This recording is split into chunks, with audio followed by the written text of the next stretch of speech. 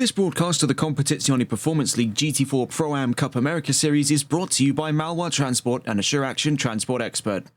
For oversized cargo and trucking logistics specialists of Quebec, visit www.malwa-transport.ca.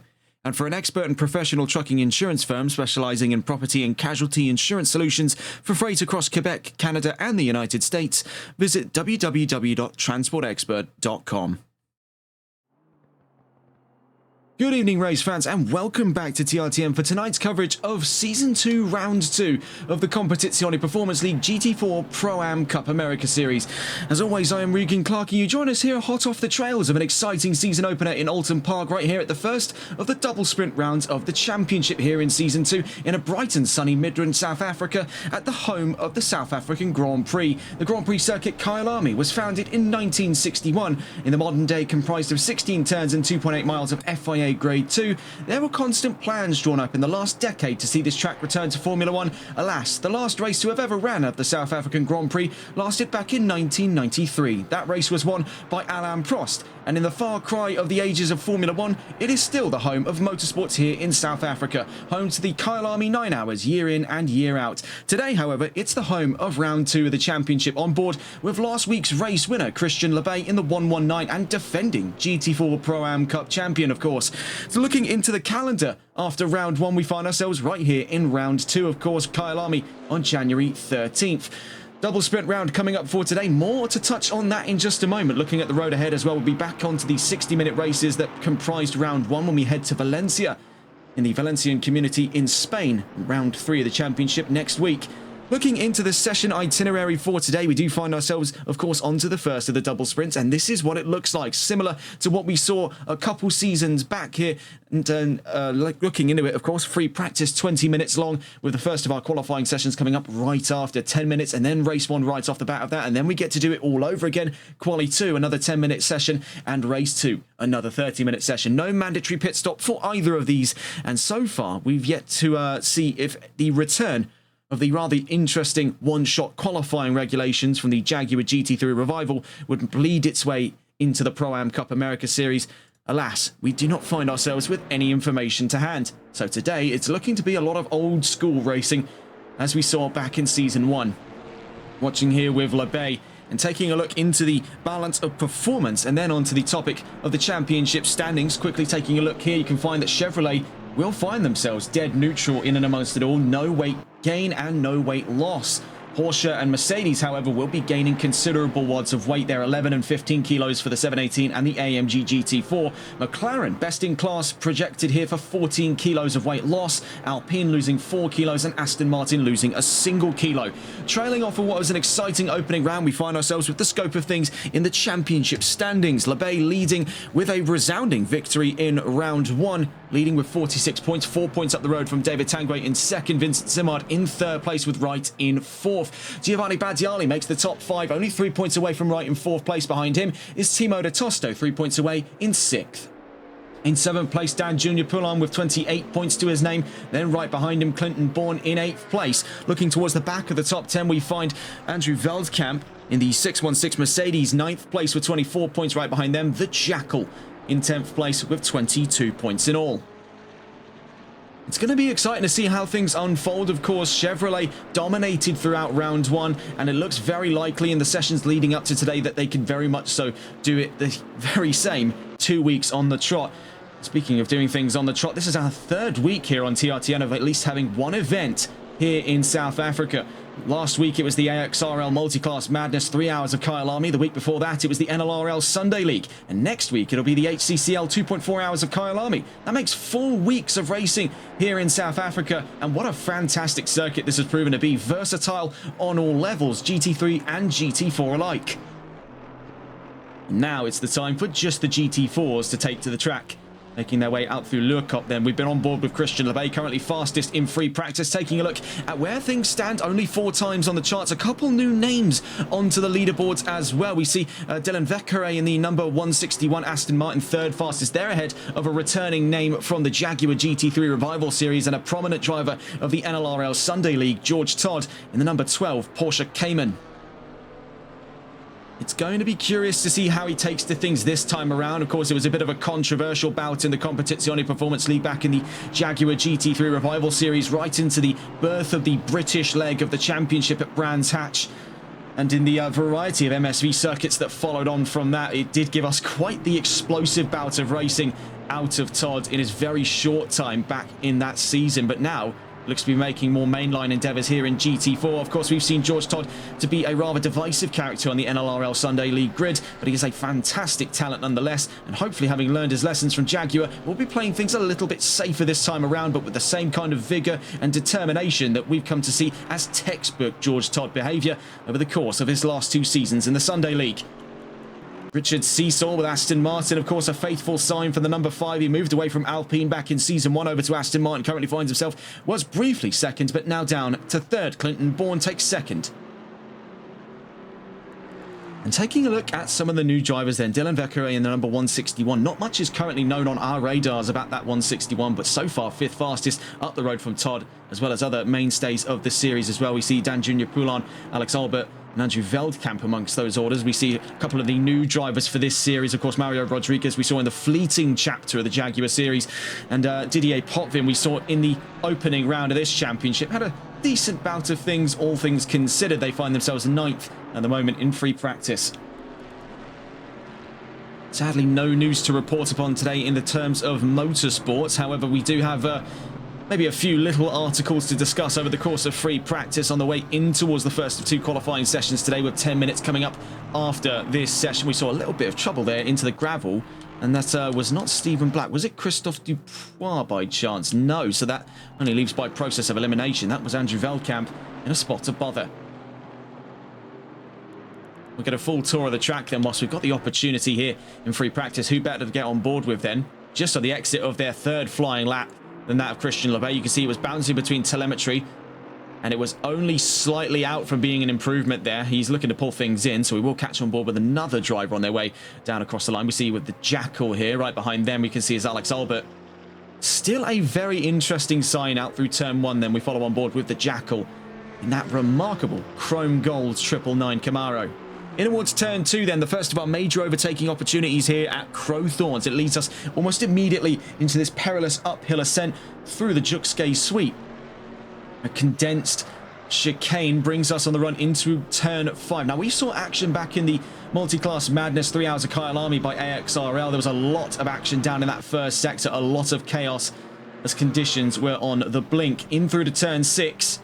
Still on board with the Jackal, currently 17th in the session, last lap of 153.480, but as we see, or 480 I should say, and so it appears it was an invalid lap for him. Out through turn 7 at Clubhouse, another overtaking opportunity if one can play their cards right, in towards turn 8 and 9. Now, this was an area of the track that was catching many drivers out in the last run of things in AXRL when we were last at Kyalami. Will there be much of the same issues today here in the Competizione Performance League on a grid that has cut their teeth over the course of the last 2 seasons with unorthodox choices of machinery? Highly unlikely indeed. Out through Lurkop, turn 10 and 11. On the run into what is definitely one of the most divisive sections of the track. Out through turn 12, we go through Mineshaft and then into this heavy braking zone down towards turn 13. Comes up almost immediately after turn 12 on the run into the start of the complex known as the Crocodiles. Turns 13 and 14 gives rise to turn 15. And this is Cheetah Corner on your right-hand side. You can see dodging the curbs, and for every reason, the Jackal not looking to make an enemy of turn 15. You get up on the inside curbs, out through Cheetah, and it will have you into the gravel. Mark my words of that. We've seen it way too many times now for it to not be a warning worth taking. Down towards the line then after that last lap, out through Ingwe Curve. Still 19th for the session, but a personal improvement to a 153.582 for the Jackal, our unofficial tour guide for round 2. Looking around the field, we see Vincent Simard 5th fastest after their last laps. They were trailing on the 999. We see another driver returning from Season 1. This is Graham Green. He was one of 2 Australian talents on the grid, the other being Clinton Bourne. And these 2 were quite solid talents in their day back in Season 1. Bourne stayed on, and it's been a late entry, albeit only a round late for that of Graham Green. Moving away from Porsche, mind you, over to Chevrolet. So again, marks this growing trend amongst the grid of drivers moving over towards Chevrolet. And really, as we saw out of round one, could you blame them? Chevrolet has become the dominant manufacturer of GT4 in the current day on ACC console. And for every reason. Biggest engine in class, some of the most power to boot, and formidable top end. It mirrors a lot of the same qualities of that of another American powerhouse muscle car up in GT3, the 7th generation Ford Mustang. This one, the 6th generation Camaro, has made its own home in GT4.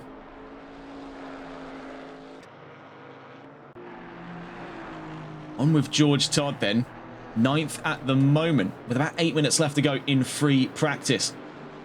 Porsche not looking their best in today's balance of performance. Of course, we brought that up earlier, and they and Mercedes will be seeing considerable ballast changes on the run in towards Kyalami. This is not great news, of course, for anyone choosing the Porsche, a car revered for its maneuverability, especially on this grid as the most maneuverable car outside of McLaren, that being driven by Timo de Tosto at this time. Of course, prominent users of that Porsche last season include Byron Forrest, now having moved over to Aston Martin, and taking a look around the field to see if we can go and catch on with the Aston Martin.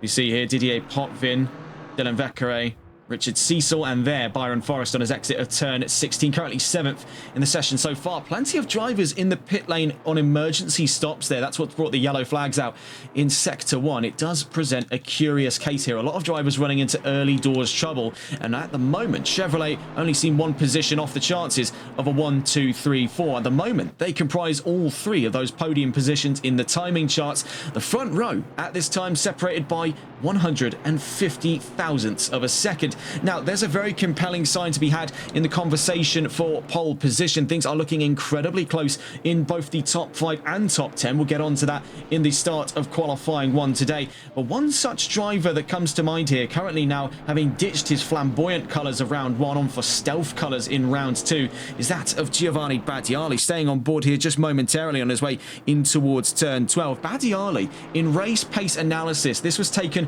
from an average of 5 laps over the course of these sessions coming in towards today, actually has by and large the best pace for this grid. Now the question remains at the moment, he does appear to be sandbagging through the free practice session. Can he find himself up towards the front row, being the question. Moreover, what can he do from a position such as that? Of course, all speculatory, and we'll have to see in due course what the 111 is capable of here in round 2. Across the line, 3rd fastest, so there's your early warning signs by Giovanni Badiali. He is hunting for a race win today. He is looking to make up for the lost time out through Season 1 and then through the Jaguar GT3 Revival Series between these 2 GT4 championships. It's going to be interesting to see what Badiali can do now. And it doesn't seem to be just simply a 2-horse race. No, we have David Tanguay in the mix. Of course, has been hunting down a race win through both Jaguars and through the GT4 Pro-Am Cup America Series. He's been hunting down a victory here for 2 seasons on the run. Beaten to the punch in the very last race of the Jaguar GT3 Revival Series by Vincent Simard. Tanguay looking for his first opportunity. Best result in his career here on Competizione Performance League, at least in the GT4 Pro-Am Cup America Series, has been 2nd place. Looking today, though, to be 2nd to none.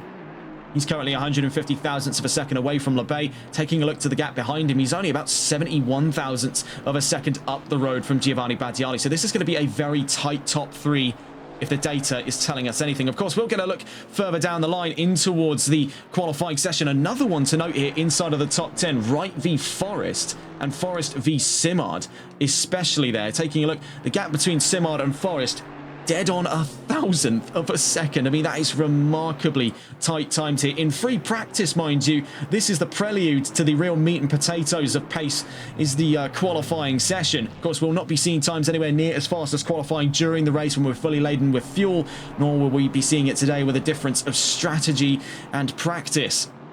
Drivers, of course, getting early accustomed to the higher weight loads with more fuel on board than they would have in a qualifying run. So we are expecting to see maybe a couple hundredths, if not a couple tenths of a second trimmed away over the course of the upcoming qualifying session. Moreover, we've just seen an improvement by both Badiali and LeBay. LeBay now up by 350 thousandths of a second. Badiali now up the road from Tanguay by 22 thousandths of a second. still maintains the presence of a Chevrolet 123, and with most recent times by Clinton Bourne, that's a Chevy 123 and 4. Right, the missing link then for a Chevrolet 12345. Bear in mind, that was the result out of last round. It was a Chevy 12345, the first of its kind here on TRTM. We've seen 1-2s out of Aston Martin. We've seen 1-2-3s out of Ford, but it was a 1-2-3-4 and 5 for Chevrolet.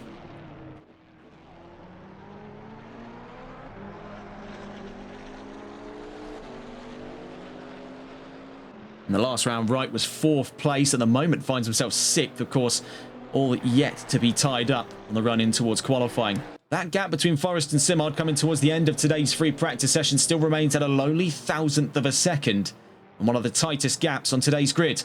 Looking further down the line towards the back of the field, we see Timo de Tosto floundering towards the back here with McLaren. Now, despite the fact that they've lost the most amount of weight coming into round 2, this is a stark sign of potential trouble for McLaren. Of course, we know across the board McLaren's major Achilles heel has been its stability or lack thereof. As I say that, up towards 4th place, so maybe we were speaking a little bit too quickly about what McLaren was capable of. That's a McLaren 4th place. That interrupts the rhythm of a potential, as we saw their improvement out of Wright, for a Chevy 1-2-3-4-5.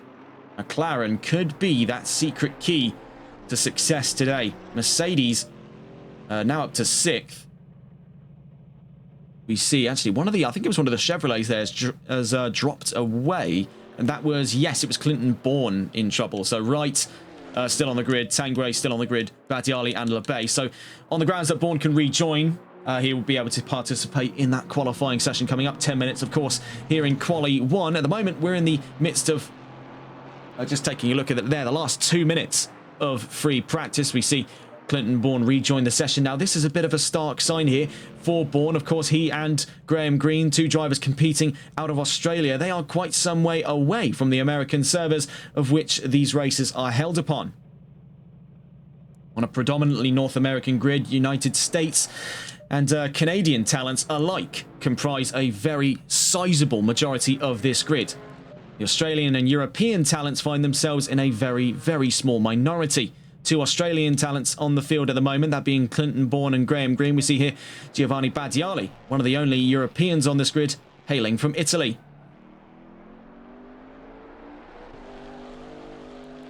We see here George Todd's competing for the flag of Mexico in the number 12. The only Mexican driver in the history of the NLRL Sunday League, mind you.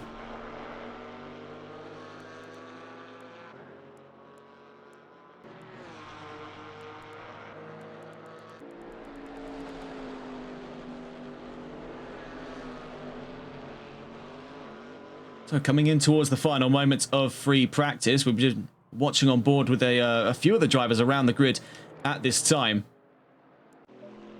You see for Vincent Simard, still looking to make that time up over Byron Forrest. Now, this is all in that stake of 8th place at this time. Where will it land to them over the course of qualifying is another question entirely. Half the amount of time they've had to play with over the course of round 1's qualifying, coming up only 10 minutes as opposed to the 20 of round 1. But bear in mind, that's 2 qualifying sessions and 2 races coming up. That's double points opportunities, and that can help for Christian LeBay to open up a sizable lead of the championship here. Already trailing upon victories in Alton Park. What can the 119 do with the imminent threat of Badiali on his tail, currently matching the front row for those times? 22 thousandths up the road from Tanguay. We just saw from Simard across the line right at the very end of free practice. 4th fastest in the 120.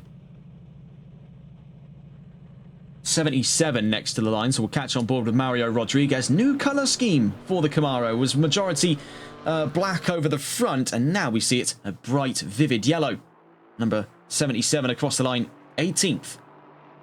Maybe it's because I'm a sucker for a good yellow, but that is genuinely one of my favourite liveries on this grid. I do like a very good yellow. The 999 coming to the line next. We'll catch on board with the Jackal. They're coming into the pit lane, so the 35 would be next in our field of view. Didier Potvin in that Nardo Grey V8 Vantage across the line. Actually, as I say, that out through turn 16 trouble. The 54 nearest on the radar. That's right. Hailing the same colours he had in his time with Porsche over on the HCCL GT4 Challenge, now adorns the 54 Chevrolet to the line. From 7th place, across the line he goes and stays there. The 111 nearest to the line at this time. It's Giovanni Battiali on the exit of turn 15. In towards the in-grade curve at turn 16. What can he do? 350 thousandths of a second down. That's 3 tenths and a half on his way out of turn 16.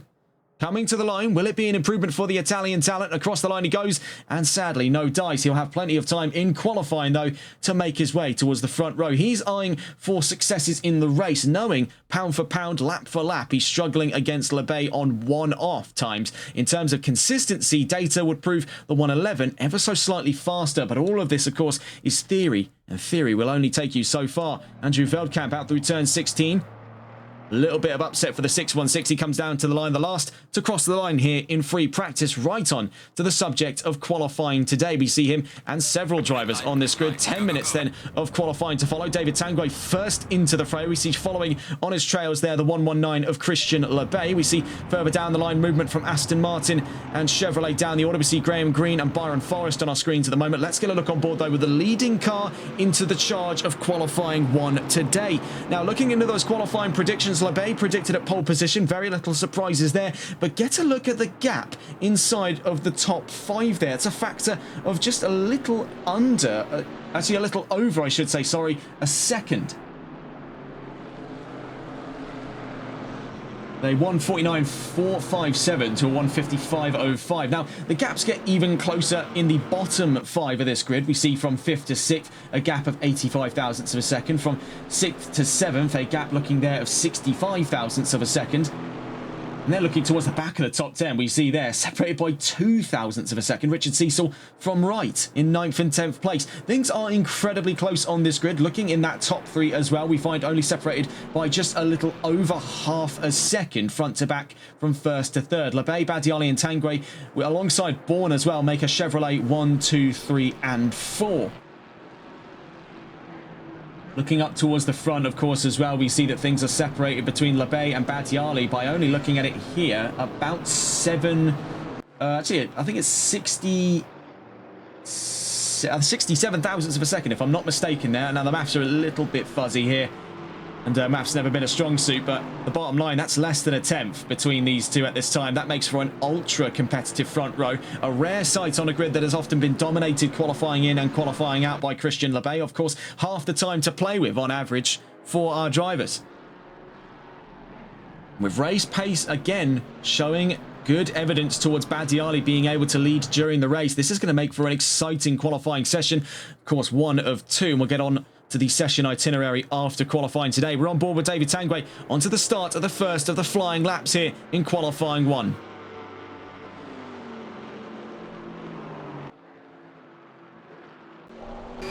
Out through turn 2 almost immediately.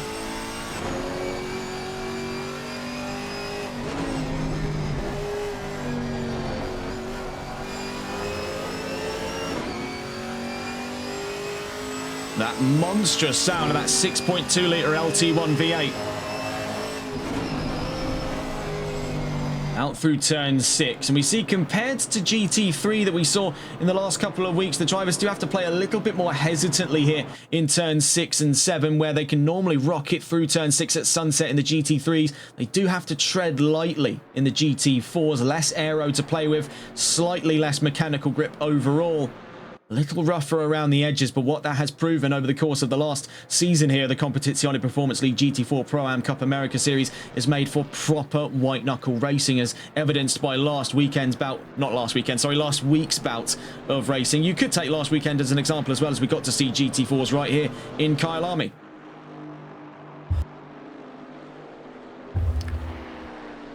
Out through turn 12 then.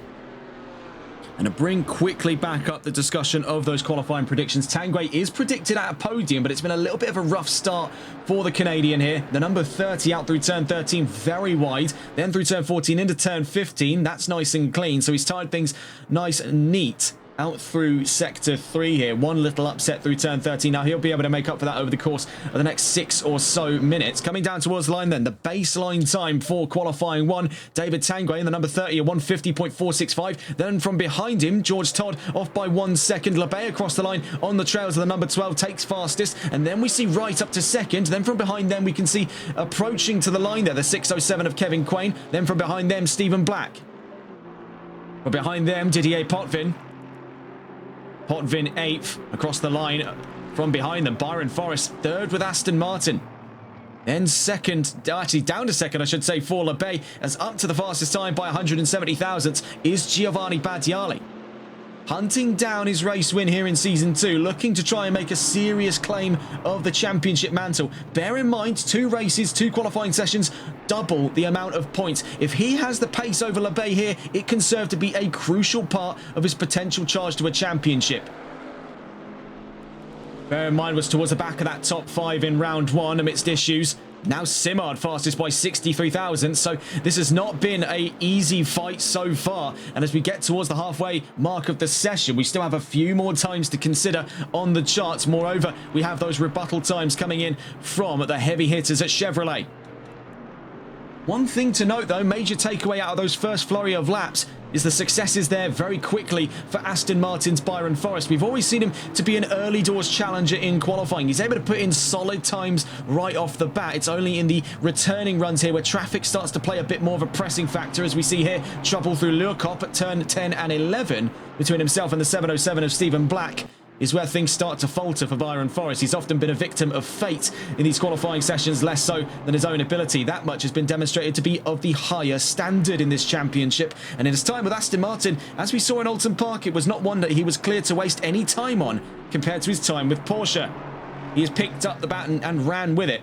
On his way out through turn 15, we'll see what he can do over the course of the next flying lap. The number 30 passed the line not long ago, but stays behind Forrest, now 6th place in this qualifying session. 4 minutes left to go. We see here the 824 down towards the line. Now, bear in mind, did run into trouble over the course of that last flying lap, and you can see for that reason, sadly couldn't put any times on the chart. Battiali to the line.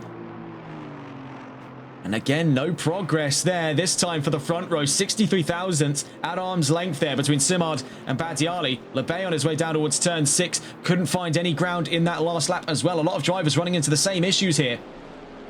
It could be argued that's possibly in reason behind the higher temperatures. Now, nowhere near as high as we saw things in Laguna Seca at the penultimate round of the Sunday League just a few days ago. That was a scorching, I think it was 40 degrees on track. It was some ridiculously high number. That made for a very unique spectacle of racing. Today, though, things are a little bit more on the tepid side. 27 degrees on track, 20 ambient. That's still going to be enough for the GT4s to get a little bit toasty on those Pirellis.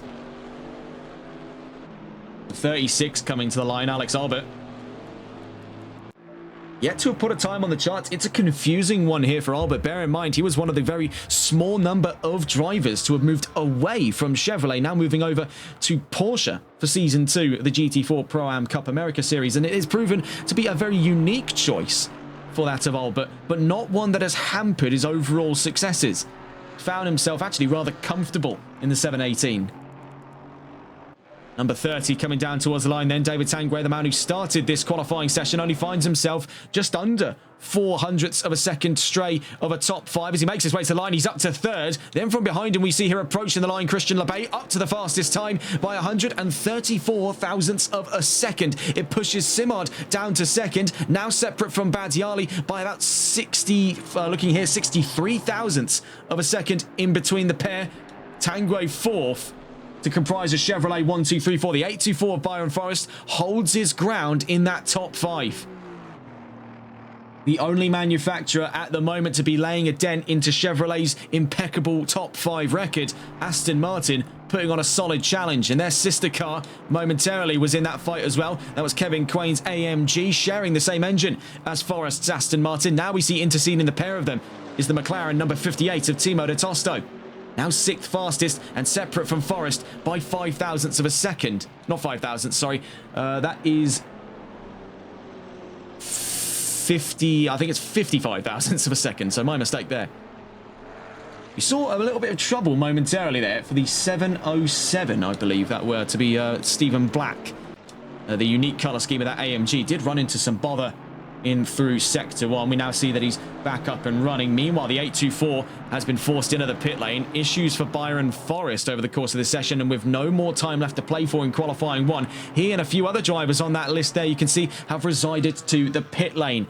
Among them, the 120 of Vincent Simard, contempt with 2nd place, even though his potential bout of the front row could be up for grabs here. 55 thousandths of a second was a gap we discussed not long ago. And now we see here, this is 63 thousandths of a second in between Simard and Badiali. Just for the front row. Bear in mind, Lebay looks to potentially have this one in the bag. Now, I wouldn't rule out Badiali from being able to challenge Lebay here. It's going to take something seriously out of left field to keep this at a fair distance between that 119 and the 111. Bear in mind, from where it looks at the moment, trouble out through turn 15, but he's going to beat the clock here onto the chances of another flying lap. So it's rather bitter here on the penultimate flying lap of the session in qualifying 1 of 2 today for Giovanni Badiali. Nonetheless, he's on the podium, so if he can't salvage this next lap coming, he will still be able to rest with the knowledge he is inside of those pivotal top 5 positions. He's got one of the best positions in-house. He'll be starting right behind Lebay, and we've seen historically Badiali knows a thing or two what to do really when starting from the second row. He's been one of the most competitive drivers off the line on any grid. Perhaps too much so in the case of Brands Hatch in the Jaguar GT3 Revival Series.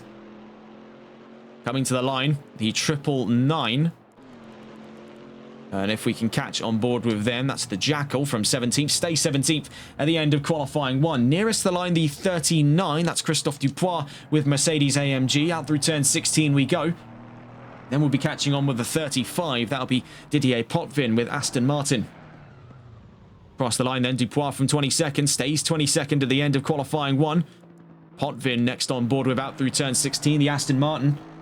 And then we'll be getting on with the number 30, the 119, and the 44. The next 3 cars to the line as it stands right now. That's Tanguay, Lebay, and Dan Junior Poulin with Mercedes. Potvin across the line, 18th. Then at the end of qualifying 1, the number 30 nearest to the line. David Tanguay made strides back up into the top 5 here. He's predicted 3rd place, but his current hurdle looks in the form of Giovanni Badiali, currently in 3rd place. To the line goes Tanguay. At the end of this session, sadly stays in 4th, still in a solid position for the race start. We see minor improvement there for Lebay, now up to 147 thousandths of a second over the nearest car. The 44 across the line from behind them. Dan Junior Poulin maintains 11th. Rodriguez from behind them, 20th.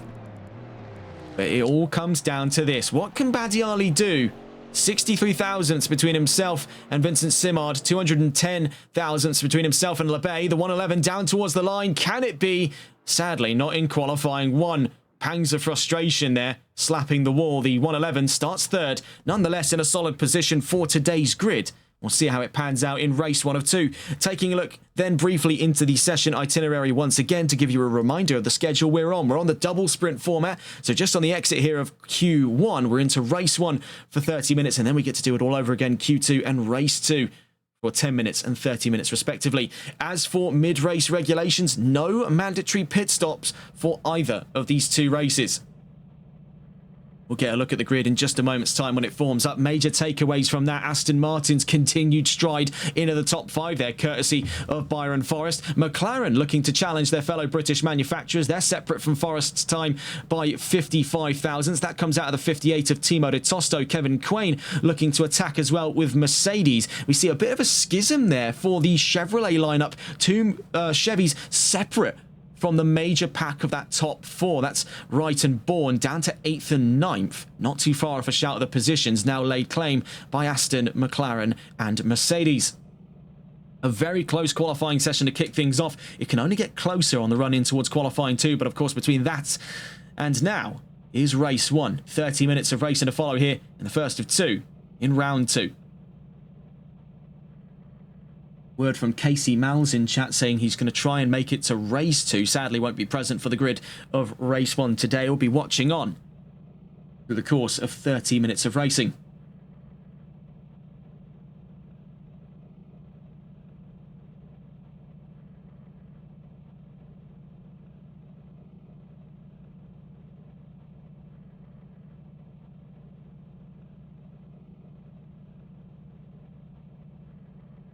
Now, a curious thing to note about the technical regulations surrounding Aston Martin and Mercedes, we'll get onto that grid in just a moment's time. It's just something I've found here in my notes. It's actually that the V8 Vantage we see from Byron Forrest, now this is according to figures from Aston Martin and Mercedes, that V8 Vantage we see is actually making 469 horsepower, whereas the AMG, the engine by which Aston Martin is borrowing for the V8 Vantage program, makes only 430. Very curious one indeed. That definitely does explain the gap in engine performance between Forest and Quain. That's quite a hefty chunk to consider, but it's got very little on what Chevrolet's packing. That's 480 horsepower in this tuned LT1 engine. That makes all top 4 of those positions at the moment. So looking into the grid for race 1 of 2 today, with 2 minutes before the formation lap, Christian Lebay on pole position. Vincent Simard, who took race wins last season in actually, sorry, not last season, the sort of last season that we covered, I should say, in the Jaguar GT3 Revival Series, now looking for his chances of victory in GT4. So too is that of Giovanni Badiali, still hunting down victories in season 2. And we saw a modicum of success for Badiali over the course of the Jaguar GT3 Revival Series. David Tanguay makes 4th place. He's hunting his first ever GT4 race win. And trailing in the back of that top 5, solid hustle by Byron Forrest to put Aston Martin into the top 5 amidst a wave of Chevrolet-led dominance. Timo Tosto joins him on the 3rd row in 6th, with Kevin Quain in 7th, Wright in 8th, Bourne in 9th, and Bahena makes the top 10. Silent procession there for McLaren, putting both cars in the top 10. Behind Bahena then on the 6th row, Dan Junior Poulon and Richard Cecil. On the 7th row, George Todd and Dylan Vaccaret on his first ever race. Graham Green returning to the grid makes 15th, ahead of Chili Peppers in 16th, the Jackal 17th, Didier Potvin in 18th, Alex Albert 19th, and Mario Rodriguez to round out that top 20. In 21st, Andrew Veldkamp, 22nd for Christophe Dubois, and 23rd for Stephen Black. 3 Mercedes cars at the back of the field, with 4 Chevrolets up at its front.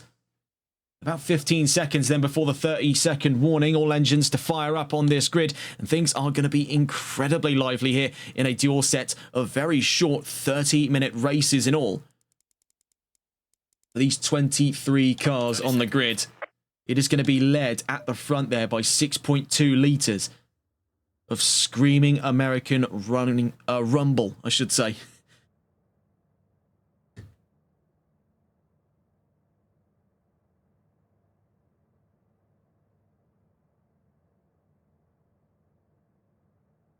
Now, looking up in those first 2 rows, a combined approximation of about 24.8 litres there of engine capacity. You see, things are a little bit slow on the uptake. Watching here with Lebay, the man on pole position for race 1 of 2. What we were trying to get at, it's going to be led at the front there by screaming American thunder in those 6.2 litre engines. The biggest on this grid by a long shot. Smallest engines to be found in GT4 in ACC come out of Renault Alpine. And that's the 1.8 litre Renault Nissan inline 4 turbo engine found in the A110.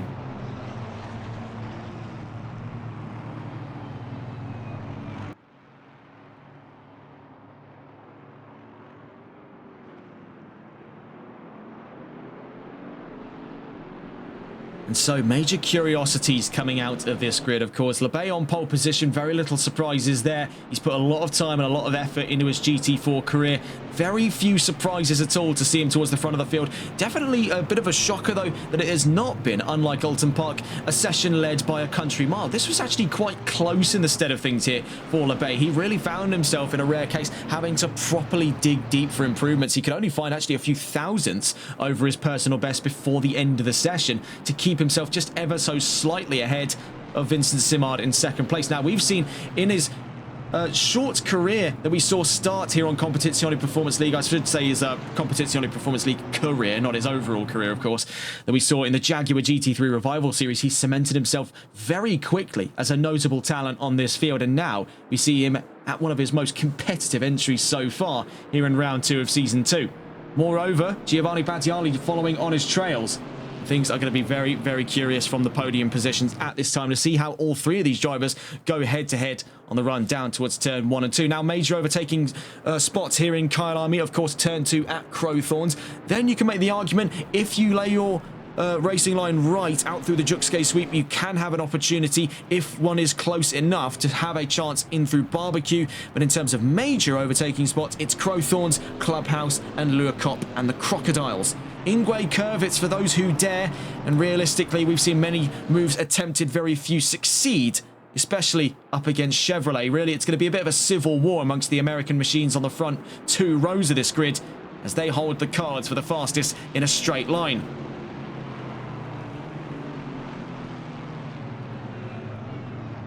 Not long from now then, heading in towards turn 13 and 14 at the Crocodiles.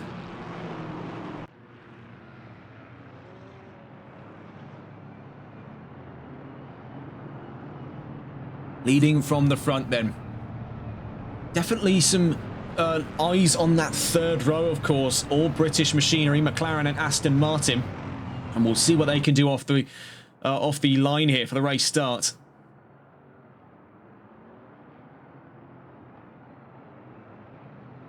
Well, we stay on board then with LeBay from pole position. You can see shadowing him there. And what better livery to have then? He's lurking in the shadows of that 119, the 111 of Giovanni Battiali. A new appearance for that Chevrolet, signifying a shift in priority. He's going to be hunting down race wins today. So too will Simard. 30 minutes then against the clock here for race 1 of 2 today in round 2 of the championship. Down towards the line we go then, and we are green and racing here in South Africa for the first of 2 times today, and it's a great start from the front row. Very few surprises to be found there. Chevrolet already starting to open the taps up over McLaren and Aston Martin, but let's not rule them out in the proceedings down towards turn 2. We see in the background of the front row, we saw, oh, big incident down the line there. It is calamity on the race start. What has gone on there? Down at turn 2 at Crowthorns, immediately contact in and amongst the third and fourth row. We see that is still something spilling over to this day, only having just cleared out. That was a huge cascade effect, one that does draw a very clear comparison, I'd say, in one's mind to the Jaguar GT3 Revival Series' first of 2 races at Brands Hatch. That was a bit of a calamity there. No difference here in the GT4 Pro-Am Cup America Series. Giovanni Battiali advances to 2nd place then, with David Tanguay down to 3rd. Vincent Simard drops to the back of that 2nd row, right onto the iron sights of Byron Forrest, who was able to escape any and all proceedings of what went on that 3rd row, and stays in 5th. Great start to things then by LeBay, keeping ample distance here from Battiali, but you can see the Italian smells blood in the water, and he is hunting down the lead of this race right off the bat. No strategy to stand between here and the checkered flag. It's all racing here in the next 28.5 minutes here in race 1 of 2. An enthusiastic start to be remembered there for the 111. Up from the 2nd row, immediately onto the 1st. You see in the background there, Wright looking to give a bit of grief over to Byron Forrest, trading positions for 6th place with Timo de Tosto. Looking in here, this could be definitely one to watch. We want to get a look around the field. We see here with the Jackal down in the running of 22nd of the grid. Clinton Bourne, one of the major casualties of that lap 1 incident, down to 23rd, now held up behind the 999. Up the inside he goes, in towards Ingray Curve. And all we see in the foreground there, that's Graham Green. So it's been nightmare fuel for the 2 Aussie talents of the field. Both of them running into trouble on lap 1. Meanwhile, we see here Jackal looking to get the leg up over Stephen Black. This is for 20th place on the field down towards turn 2. We see Clinton Bourne following suit there with the 999 up the inside on the 707. Up in front, we see Timo de Tosto a far distance away from home here. 19th place for the number 58 McLaren, one of the several cars caught up in that lap 1 incident. Looking back up towards the front here, we see a broadly different story as things are packed in like sardines for the first 2 rows. All Chevrolet machinery still after the very chaotic opening to race 1 of 2. Battiali's not lost any ground here over LeBay. In fact, he's starting to gain even more ground. It was 0.6 of a second when we started covering these 2. It is now 0.4 of a second. It's just dropped up to 5 as we make our way out through turn 9. And towards turn 10 and 11, 119 actually starting to feel a little bit of pressure here from the 111. Looking down the line, the 54 still chasing the 824. That's Wright and Forrest currently contending for the last of those top 5 positions. You see down the line, Bourne getting up and around that of Stephen Black up to 21st for the number 6. He is not going to be happy with the way things have gone over the course of the first 4 minutes. See here, David Tanguay still on for a podium by way that it stands at the moment. Currently a spectator to what is going on up in front of him there, as Battiali continues to close the gap. He himself trying to shake away that of Vincent Simard. Now on the exit of turn 16. Trouble for the 161 is Dylan Vekere in the Aston Martin. See if we can go and get a look here. And here we see the 161 in serious trouble. Down through turn 13. Up through turn 14 now. Serious damage to the 161. Back into green flag conditions for the time being. We see up and around turn 15. Big trouble for Vekere. Into the pit lane he goes. Unsurprisingly so there. Heavy damage on the Aston Martin. Unsustainable for racing conditions. The number 5 in 7th place, Richard Cecil, fighting with Julio Bahena. This could be an exciting one. We've seen these two give us plenty of great battles over the last season. We see this is no exemption. The number 18 chasing down the number 5. Cecil defending, Bahena attacking. He'll be looking around the outside at turn 6 where he's currently put himself at the moment. Sweeps back in onto the racing line. The number 5 holds on to position. Looking to potentially play things defensively, and this is where one can hook it up the inside, but he's just too far away to make it. Julio Bahena did try for it, and the intention was there, but he couldn't fool the number 5, nor could he fool us that that was ever a position that he was going to make. Out through the S as we go.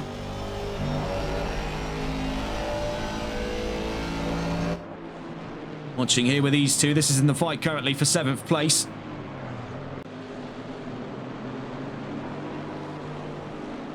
Very wide, though, out through Lurkop. This could open up the opportunity for the number 18 to come and have a go. Now, of course, it's very easy to rule that Chevrolet is among the fastest in this category, but it'd be naive to not take a look in the direction of the McLaren 570S. This car's geared up for up to 100 more horsepower than what it's currently producing on track. So that number 18 has got a serious leg up over the Aston Martin, right up over his nose here. And Julio Bahena is not wasting any time trying to get into the head of Richard Cecil, all in this contention for 7th place. Meanwhile, trouble down the line, I think it was for this 77, so that's Mario Rodriguez in a spot of bother now down the field. Watching here with this fight of 7th, taking a look after the first 5 minutes of racing here, you can see the line starting to form up just ahead of them inside of those first 3 rows. Richard Cecil just astray here in the 4th row, but fighting vehemently for 7th place. From where it stands at the moment, Labay leads from Badiali, currently holding on to the fastest lap in the 111. Tanguay 3rd, Simard 4th, Forrest 5th, right in 6th. We saw there definitely a gap opening up between these two on that 4th row. Cecil with the better of 2 lines out through Crowthorns, up through the Juxkay sweep, and now through turn 5 at Barbecue. Great fight in between these two. We see up in the top 6, I should say here, right on the trails of Byron Forrest, who himself on the trails of Vincent Simard. A 3-way fight here, 2 Chevrolets and an Aston Martin. Nonetheless, for the top 6 positions, top 7, actually top 8 positions there. When you factor in a myriad of different engines, it's all V8s. 6.2 litre V8 from Chevrolet and Pratt Miller Engineering, 4 litre V8 in the Aston Martin, courtesy of Mercedes AMG, and then a 3.8 litre V8 engine, courtesy of McLaren. You see all contact there, shoved from behind by the 54. Wright makes contact with the 824 of Byron Forrest. They resolve that by their lonesome. Moreover, it opens up the gap for Vincent Simard. He'll not be arguing with the way things have gone so far. Neither will that of Richard Cecil, who's now seen the gap drop between himself and the top 3 rows of the grid. Looking down the line, we see close fighting here, according to telemetry, between De Tosto, Bourne and Albert. In the meantime of his first lap incident, De Tosto has not wasted any time making up ground. Now up to 14th place, was towards the back of the field not too long ago. We see the McLaren very clearly has pace here.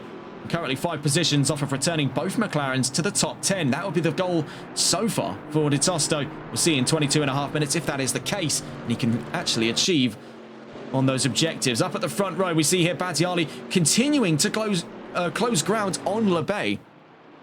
You saw that lunge up towards the inside. That threw us off, but it didn't throw Labay off. Steadfast to the racing line at the moment. That 119 seemingly will not crack under the pressure the 111 is trying to exert. Out through turn 5. It's going to take a lot more than fake outs to get the 119 to secede position.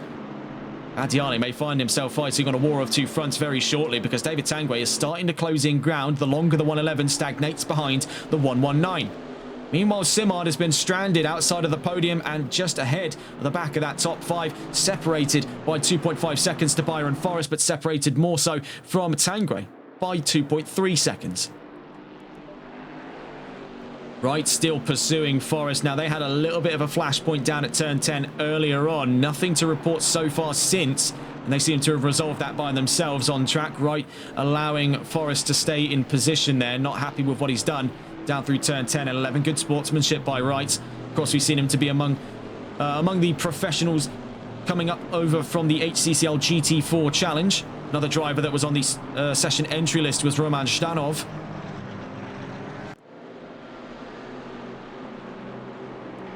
Looking up towards the front here, things still getting close, but nothing yet to report. The major attacking spot at this time for this battle of the race lead is going to be on the run down the opening straight. We see up on two wheels, round turn 15 for Giovanni Battiali.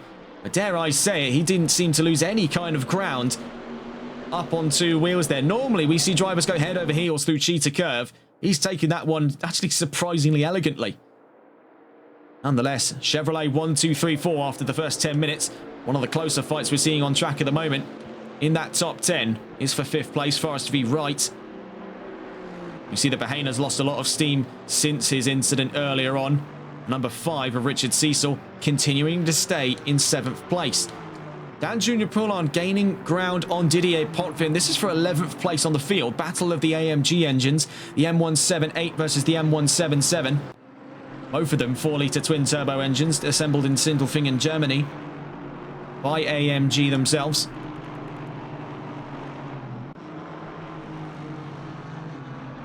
Up through turn 5 we go. We're watching him with Dan Jr. Poulin.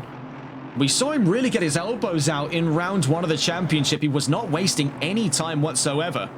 This time around, however, on a much wider track, one where he can afford the rights to sneak up on the inside here. He's not having to get anywhere near as argy-bargy. Moreover, he is struggling a little bit over those curbs, as we just saw their evidence through turn 6.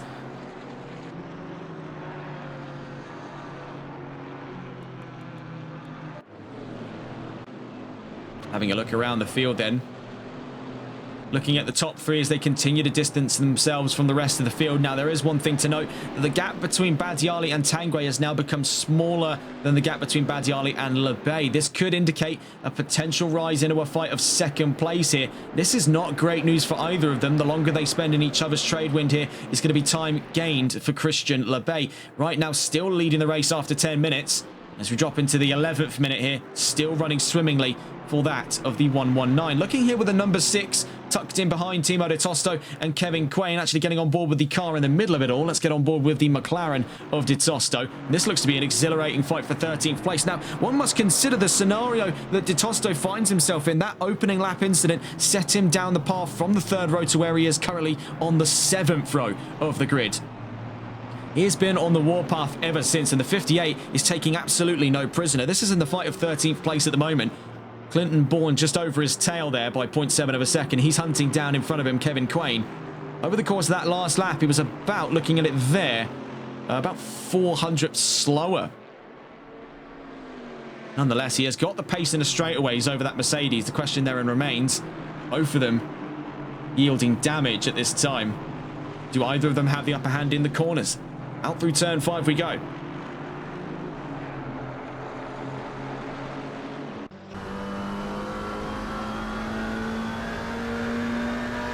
Held in stalemate, as it were, between these 3 at this time. Floating in and around half a second. We see it on the slightly farther end here, 0.4 to 0.7 of a second. That will bounce back out if you can't find ground in this next corner, as we do see that start to balance itself out, 0.5 of a second up front.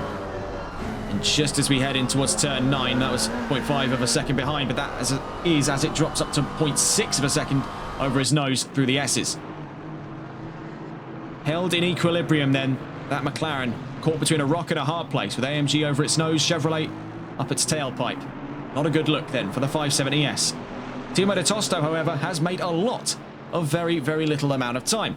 Just coming up on the halfway mark of the session, he's made his way up through nearly half the grid since that first lap incident. So you've got to really hats off here to the 58 for what he's been able to do in such a short span of time. It's contact between himself and the number 6. They collide down at turn 13. Just as we were speaking there of the progress made, we see some of it undone.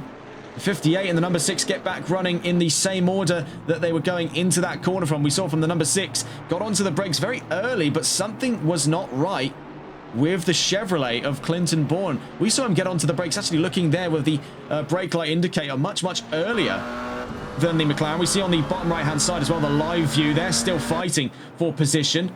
De Tosto holding up the inside down towards Crowthorns. Very, very bizarre stuff indeed. It's now dropped out of that fight for 13th entirely. This is down for the fight of 14th place between Bourne and Di Tosto. Things already got rather inflamed between the pair. We saw in the background as well a fight for 17th, Jackal versus Albert. They're separated by about 0.4 of a second. Out through that last corner, just gone turn 5. That's half a second between Di Tosto and Bourne as it stands right now.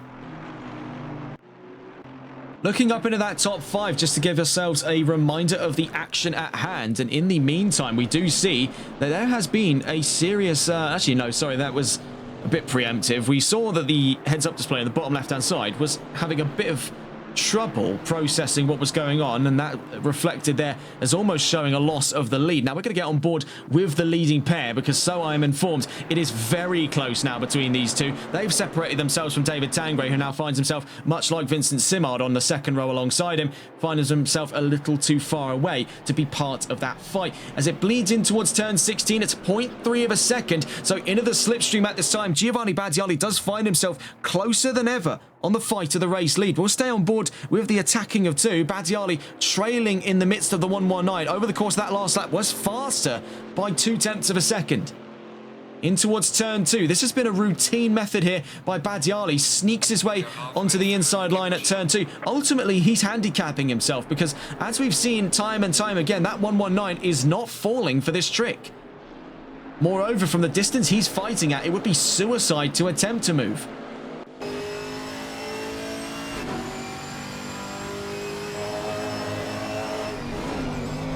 Past the halfway mark of the session, we stay on board then with Badiali currently in the fight for the lead. Lebay leads, Badiali second with the fastest lap, Tangray third, Simard fourth, and Forrest still inside of the top 5. Right in 6th with Cecil 7th, Bahena in 8th, Todd 9th, and Peppers up to the top 10. Ulan in 11th, Quain 12th, Potvin 13th, Di Tosto in 14th place ahead of Clinton Bourne in 15th, Jackal 16th, Albert 17th, Velcap 18th, Green in 19th, and Dupois in 20th, Black in 21st, Rodriguez 22nd, and Vekere in 23rd. Closest gaps to consider at this time could be the fight between Todd and Bahena. This is one to watch perhaps between these two. The number 12 and the number 18. Last reported interval there, just under half a second. So we'll cut away from the fight of the race lead here as it starts to dissipate just an ever so slight amount. On board with what is currently that fight of 8th place. On board with the McLaren of Julio Bahena.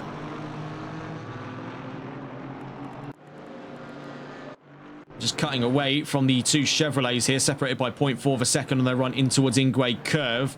Just as we catch on board with the McLaren, we want to get on board here with that of the number 18, Julio Bahena, being closely pursued from behind by not only that of George Todd on a new appearance into the Competizione Performance League grid.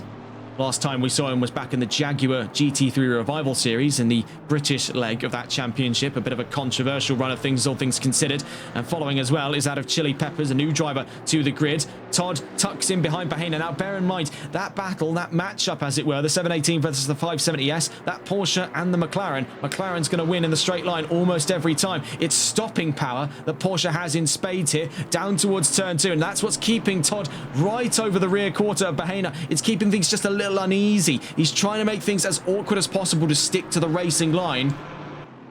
We've seen this method employed a little bit more often over in Cup racing, funnily enough. We saw that quite a lot in the Porsche Cup series over on BSR Phoenix in Season 9. A lot of drivers doing this sort of rear quarter area denial trick. It wasn't really spoken much of in that season. Reflecting back on it, it was a part and parcel part of overtaking culture back there. We've seen it a handful of times in GT4. We've seen it quite a few times in GT3.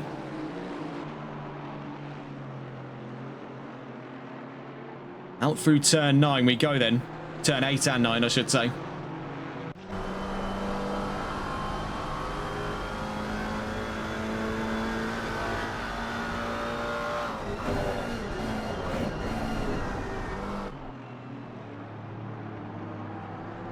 Eight cylinders against 6 here.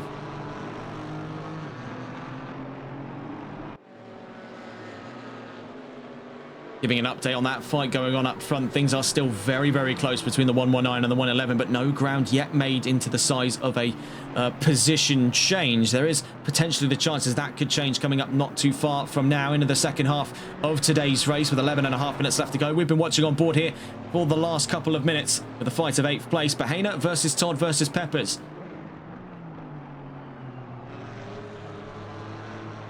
Bit of an upset through turn 16 again. This has been the weakest part of the track for Julio Bahena so far. The McLaren just not playing ball out through turn 16.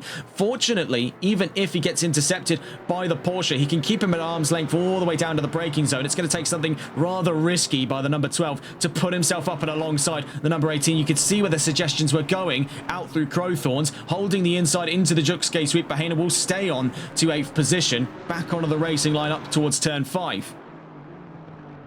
This is something we might want to get on board with not too far from now. I am being informed things are getting much, much closer inside of that top 3 fight, as we did see cutting across. We're watching with one McLaren. We see with another here. Timo de Tosto gets up on the inside of Didier Potvin up to 13th, but it's a drag race between himself, Potvin, and Clinton Bourne. This could become 3 abreast here, and it could get hairy. You can see these Chevrolet trying to squeeze for a gap that simply it cannot fit. Around the outside on Potvin, could be up the inside here on de Tosto. Is it 2 for the price of 1 for the number 6? Down towards turn 7. He's around the outside.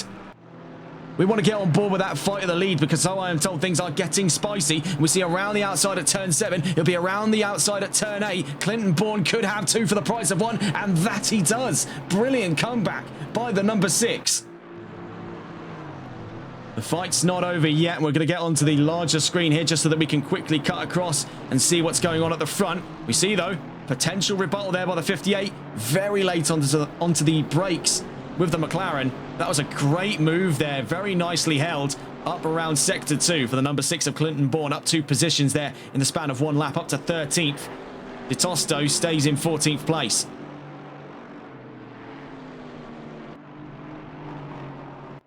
Looking back onto that front row just quickly, things were looking very close just before we got on with them. That's between Lebay and Badiali, but what we are starting to see here is separate now from Badiali to Tanguay is a gap smaller than that of Badiali to Lebay, again bringing up the suggestion that we could be seen fighting for second place as we approach the last 9 minutes of race 1 of 2.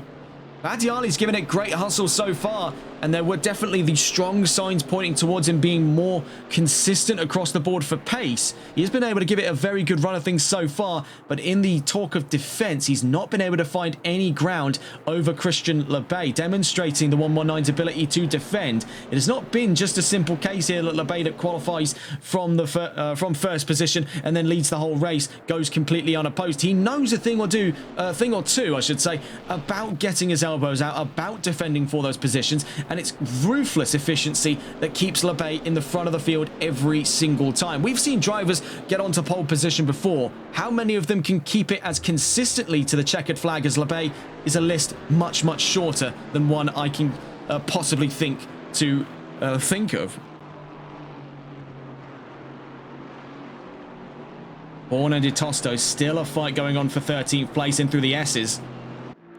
Another fight to consider, Todd versus Bahena. That picks back up into full swing again for the number 18 versus the number 12. It would be naive to not consider Chili Peppers as part of that fight as well. The Aston Martin that's been playing second fiddle in this fight of 8th place for some time is just waiting for the earliest warning signs here. We see running all the way out wide goes Julio Bahena, so that's a free position for George Todd.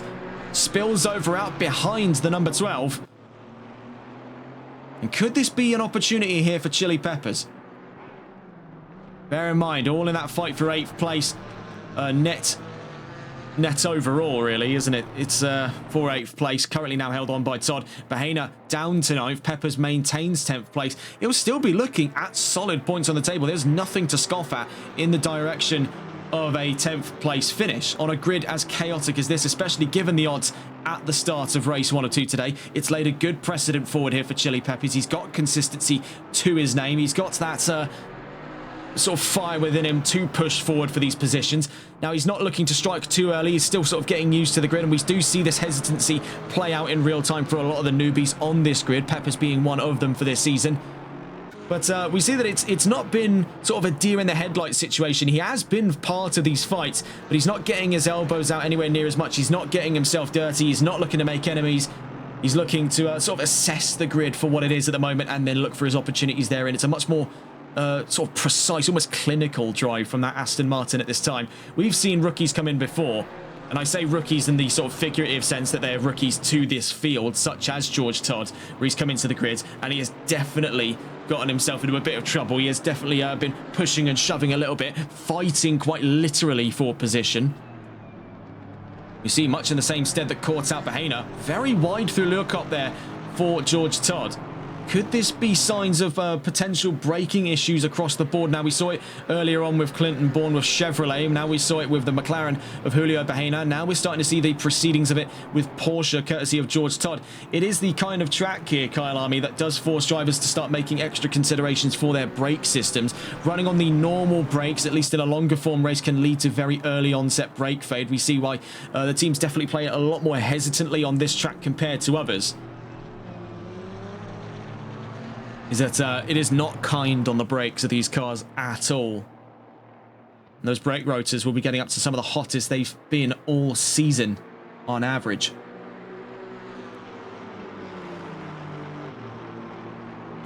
Looking upwards towards the fight at the top 5, still raging on as it stands here between Wright and Forest. Now, Forest has done very, very well with Aston Martin, considering how dominant Chevrolet has been on this grid, considering that Wright himself was 4th place in round 1. He's got the makings of top 5 material, but Forest has him pitched here in South Africa. That Aston Martin has shown great resolve over the course of the first of 2 races today. Now, it's laying a good road ahead, as it were, for the 824 coming up towards race 2. Of course, qualifying 2 coming up after this race here, of which we're into the final 5 minutes of.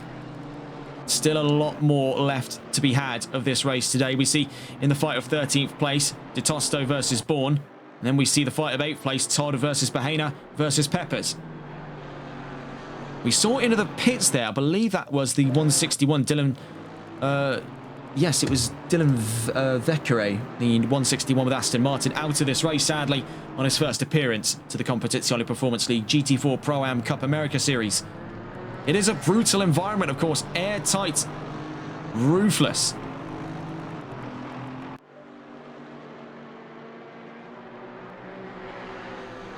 It's what's seen the same list of names come back season on season. It's because this is... It can be, at the worst of times, properly brazen racing conditions here. Now, of course, the drivers do try to keep things as respectful as possible, but the GT4s, by their very nature, breed this air of chaos compared to their sort of bigger and faster brothers in GT3. We do see that the explanation behind the 161, he's not out of this race because of a voluntary DNF. By looks of it there, as he reconnects in the 161, that was a disconnect for Dylan Vecchiere on his first ever race. We take back there what the reasoning was. Definitely wasn't a disconnect, not a voluntary disconnect. He didn't leave the session by his own choice. The 161 definitely has had that option ripped away from him. Number 12 and number 18, these two inseparable in that fight of 8th place. 0.4 of a second on the exit of turn 5. Big chunk of grass over the right-hand side there for Julio Bahena. It's not done him many favours, now putting him out by half a second to George Todd up in 8th place. Looking here in a fight, just making its way out of turn 5. Bourne versus De Tosto. You've got to hand it here to Clinton Bourne. He had a brilliant double overtake to put himself in 13th place at this time.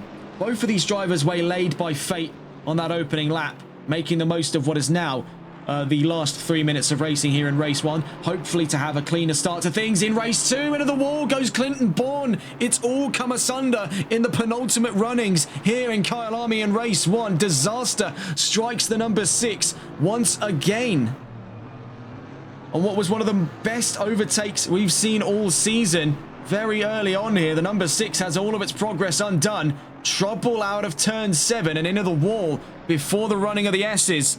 That is heartbreaking for the number 6 of Clinton Bourne.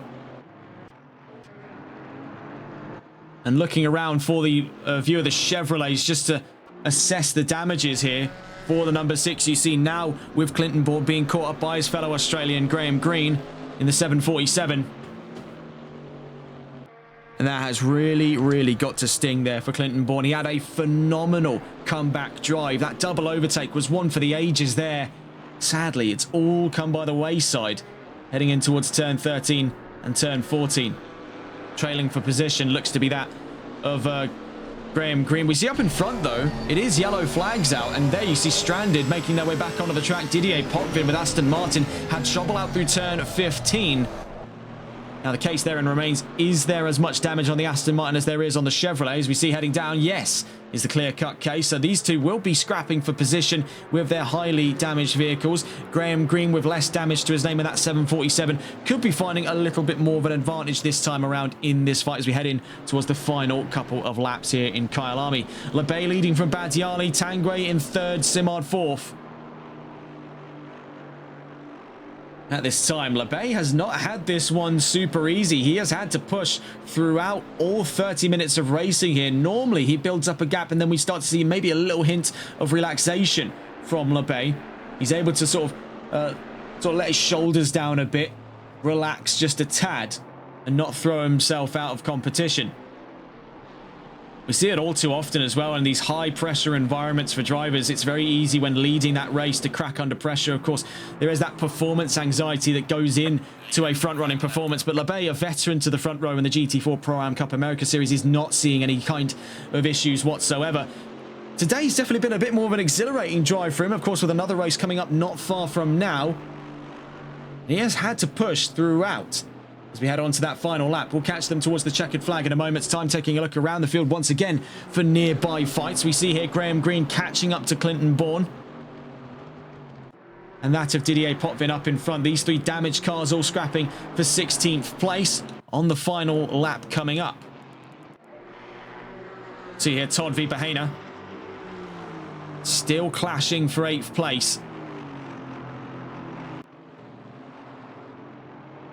Among the closer gaps on the grid, of course, still to consider. Side-by-side action between Potvin and Bourne down towards turn 16. The Aston Martin to the outside. The Chevrolet up the inside. Could this be an invitation for the 747 of Graham Green to come and have a go here on Didier Potvin heading in towards the final lap? We do see, by looks of it there... I thought we saw it there. Yes, it is, by looks of it. Closing up towards George Todd is Julio Bahena. The gap is getting much, much closer. Much, much closer indeed. Not far from now. Checkered flag coming up. We quickly catch back on board with these three. The damaged cars all fighting for 16th place now, leading that fray. Clinton Bourne, Graham Green now ahead of Didier Potvin out through turn 5, but we're going to catch down towards the line here. The approach of the 119. Christian Lebay has served an ice-cold drive here in race 1 of 2. He has had constant pressure from behind, courtesy of Giovanni Badiali, but down towards the line, the checkered flag flies in race 1 of 2, winning. Once again, Christian Lebay, 2 wins on the trot for the start of the season. Ice cold from the 119. Badiali on a confident 2nd place there. Brilliant stuff from the 111. David Tanguay makes a Chevrolet 1-2-3. That's a 1-2-3-4 with the introduction of Vincent Simard. 4th place at the end of race 1 of 2. Byron Forrest, hats off to Aston Martin, showing up what could have been back-to-back 1-2-3-4-5s for Chevrolet. Aston Martin in the top 5. Their first top 5 of the season. Brilliant, brilliant stuff there for the 824. Right in 6th. Cecil 7th. That makes 2 Astons in the top 10. That makes 3 with the arrival there of Chili Peppers. To the line he goes. 9th place amidst trouble for Julio Bahena. All the way down to the line. He's not going to be happy there. Down towards 11th place. George Todd maintains 8th. Peppers to 9th. Poulin to 10th. Where there has been brilliant resolve for Aston Martin, it has been much to the chagrin of McLaren. Both of the cars that started in the top 10 now find themselves stray a bit. Aston Martin putting 3 of their 4 fielded cars, 5, sorry, I should say, fielded cars into that top 10. Close finish then for Peppers and Todd, off by 144 thousandths of a second. 747 across the line a moment ago. Graham Green 16th on return. A bit of a messy race towards the back of the field, but he's made good progress on that. Up past Potvin to 16th place, the last move he made in race 1 of 2. Had there been a few more laps, he could have had a go on Clinton Bourne, his fellow Australian on the grid. But a brilliant race nonetheless. We have Wright tuning into the Twitch chat saying, I wasn't in the right headspace, but a P6 on track feels good. Might be serving a post-race penalty though, and that's coming out of the reports there for the number 54 of Wright. Of course, there was that collision a little earlier on between himself and Byron Forrest up through Le Cop at turns 10 and 11. Nonetheless, Race winner for race 1 of 2 today, Christian Lebay in the 119 Chevrolet, continuing to open the gaps up here. Kyalami will be making solid ground, though, through the championship standings to potentially make his way up towards the front running of things, up towards the run of round 3 later down the line. Now to take a look back into the session itinerary before the start of qualifying 2. Another 10 minutes to come up here in quali 2, then another 30 minutes in race 2. Reeling out of the results then of race 1, you see there the top 4 all Chevrolet machinery, but the chances of another 1, 2, 3, 4, 5 interrupted by a stellar drive by Byron Forrest with Aston Martin. Got to say, solid results as well there for Chili Peppers. He's been able to keep things nice and, ironically, nice and cool. Rather ironic for the driver named after Spice.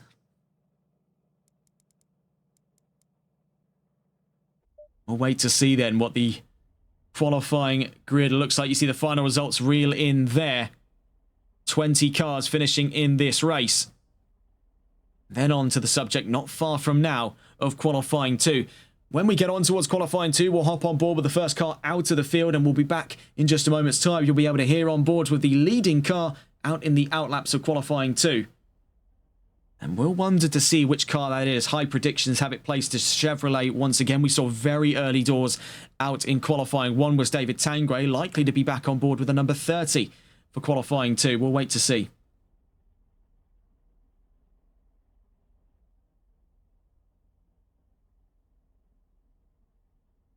That was really quite something, though, between Kyalami and Lebay. I think the one other driver we've seen historically here on TRTN to ever really make Lebay sweat like that was Jason Bush back in Season 2 of the NLRL Sunday League in his time with Lexus.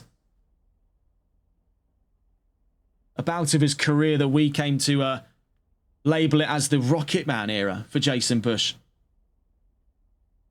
That Lexus was really quite something in its heyday. And he was even quite something there in Season 2. Up against machinery from McLaren and Ferrari, it was it and the Aston Martin that were really laying in some of those old-fashioned drives in the GT3 field.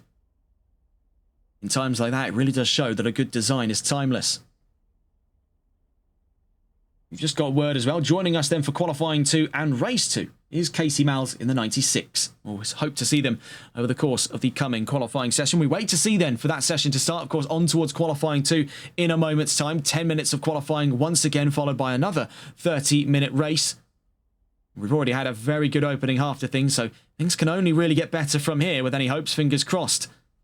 Especially in regards to that race start. That was definitely quite something to consider over the course of race 1. Very dicey stuff. Early doors incident through Crowthorns where things closed up quite massively in that third row. There we see the start of qualifying 2. 10 minutes against the clock, and we already see out through the gates there, Chevrolet leading the charge. You see a swarm of Camaros and leading them once again, the number 30 of David Tangray.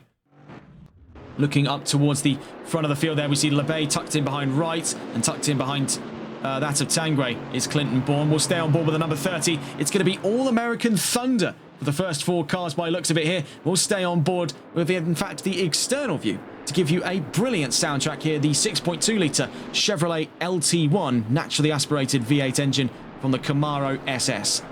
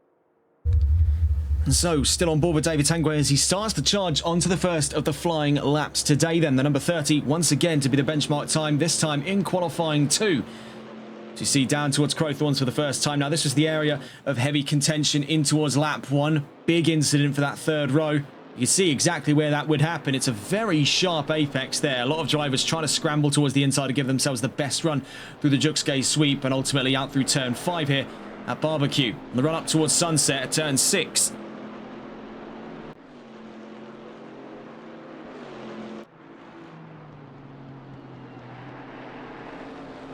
To stay on board here with Tanguay, just discussing Kyalami as a circuit. Now, something to note as well with its past in Formula 1. Of course, the last ever race to have been run for Formula 1 here, the 1993 South African Grand Prix. That was won by Alain Prost with Williams Renault. The chances still remain, and they've been in discussions all the way as far back as lockdown as to the return of the South African Grand Prix here in Kyalami. And as we've seen, the sort of revision of the calendar, reintroducing older legacy circuits in the recent years of Formula 1, it would not be too far out of the realm of possibility for Kyalami to return, as we've seen Portimao return to the calendar in recent times, and we're seeing that to be a circuit coming up, I believe, for 2027. So next season coming up is when we'll see Portimao and the Portuguese Grand Prix come back. So I wouldn't say it's off the tables here for the South African Grand Prix to come back, and frankly I do hope that it comes back, because this is a fantastic circuit, one that already has the infrastructure laid out to accommodate for the modern era of Formula 1. That's what stopped many older tracks from returning to the calendar, is simply put the case where either the infrastructure surrounding the track or on the track cannot facilitate modern Formula 1 and the various requirements around it. Across the line then for a 1:49.720 by David Tanguay. Better start to his qualifying session than the last. He puts himself up the road from Christian Lebay by 227 thousandths of a second. Right third fastest. That's down to fourth, courtesy of Timo de Tosto. Now to third fastest from behind them there. You see it toward the line. Giovanni Badiali to fourth fastest. And then from behind them, we see the arrival there of the 607, Kevin Quain, to seventh. Didier Potvin to the line with Aston Martin trailing on there. Behind there, the 824. We see up towards the, looking at it there, fifth fastest time of the session, the Aston Martin of Byron Forrest. 36 across the line a moment ago, and that was the Porsche of Alex Albert. The 747 across the line, Graham Green, 10th fastest with Chevrolet. Chili Peppers we see there in that bright red Aston Martin coming to the line. We see for Richard Cecil across the line as well to 9th. Peppers in 13th. The 707 across the line, Stephen Black, currently 15th. The 77 of Mario Rodriguez to the line here with Chevrolet, trailing it in the wake there of Casey Miles. Rodriguez to 14th, Miles to 17th. Number 12 to line, George Todd. We see there 11th fastest for the Porsche after his first lap here. Already past that halfway mark. How time flies in these shorter 10-minute qualifying sessions. At the moment then, Tanguay leading ahead by just under a quarter of a second to Christian Lebay. Now there's always the fears of an imminent strike back by the 119. We see him not too far away from the current position of the number 30, just around the corner on the run through turns 13 and 14. Out through turn 15, Tanguay. And then behind him, Clinton Bourne, currently in 7th. We see a little bit of a runoff there for the number 6, so unlikely for there to be an improvement onto the charts. Needed about 0.04 of a second over Wright for 6th place to put himself on the third row. Unlikely to see it. Across the line goes Tanguay, 270 seconds clear. 270 thousandths of a second. Thousandths of a second, I should say clear, not 270 seconds. That would be a bit much. And we see there for Lebay, up to the fastest time by 57 thousandths of a second. Badiali taking the third fastest time now ahead of Timo de Tosto. You see those two separated by 95 thousandths of a second.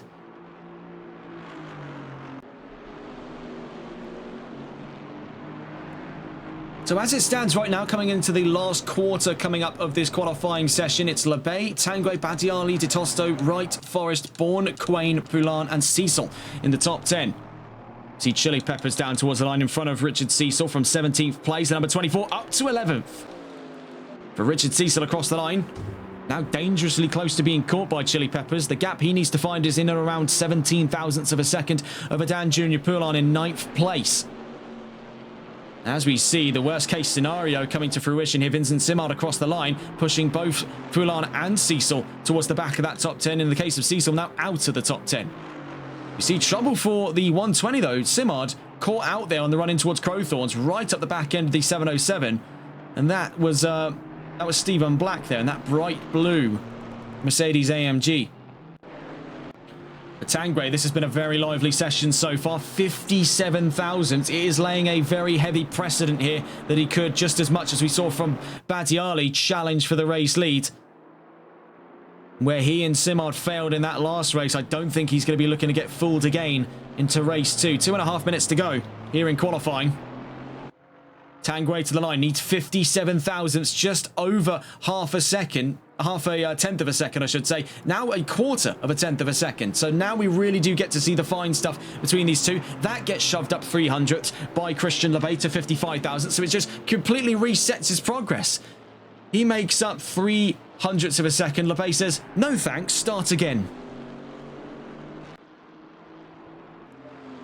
For Badiali, it's a curious case here. We saw him to be quite confident over the course of qualifying. He's a little farther away than what we saw out of qualifying 1. Nonetheless, he is making 3rd place, a position he was able to leverage to 2nd very quickly in the start of race 1 or 2. So really in the topics of race 2, we could expect to see the same textbook performance from Badiali. Techniques that we've seen him use as far back as season 1 in his time with Mercedes AMG. All to the same then in his time with Chevrolet. 707 coming to the line. We'll see if we can catch on board here with Stephen Black. Up in front of him there, one of the Chevrolets of the field. Out behind him, we see another Chevrolet here. Very easy to recognize. That's Mario Rodriguez. 77, 18th fastest in that bright canary yellow Chevrolet Camaro.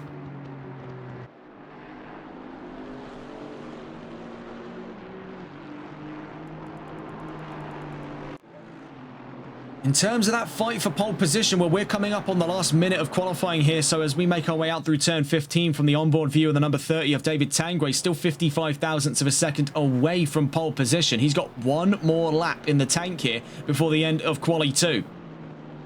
As for Lebay, he's put on solid defense again of pole position, but much closer than he'd like it to be. Over the course of that last lap, sadly, no progression in towards pole or even out of a personal best there for Tanguay.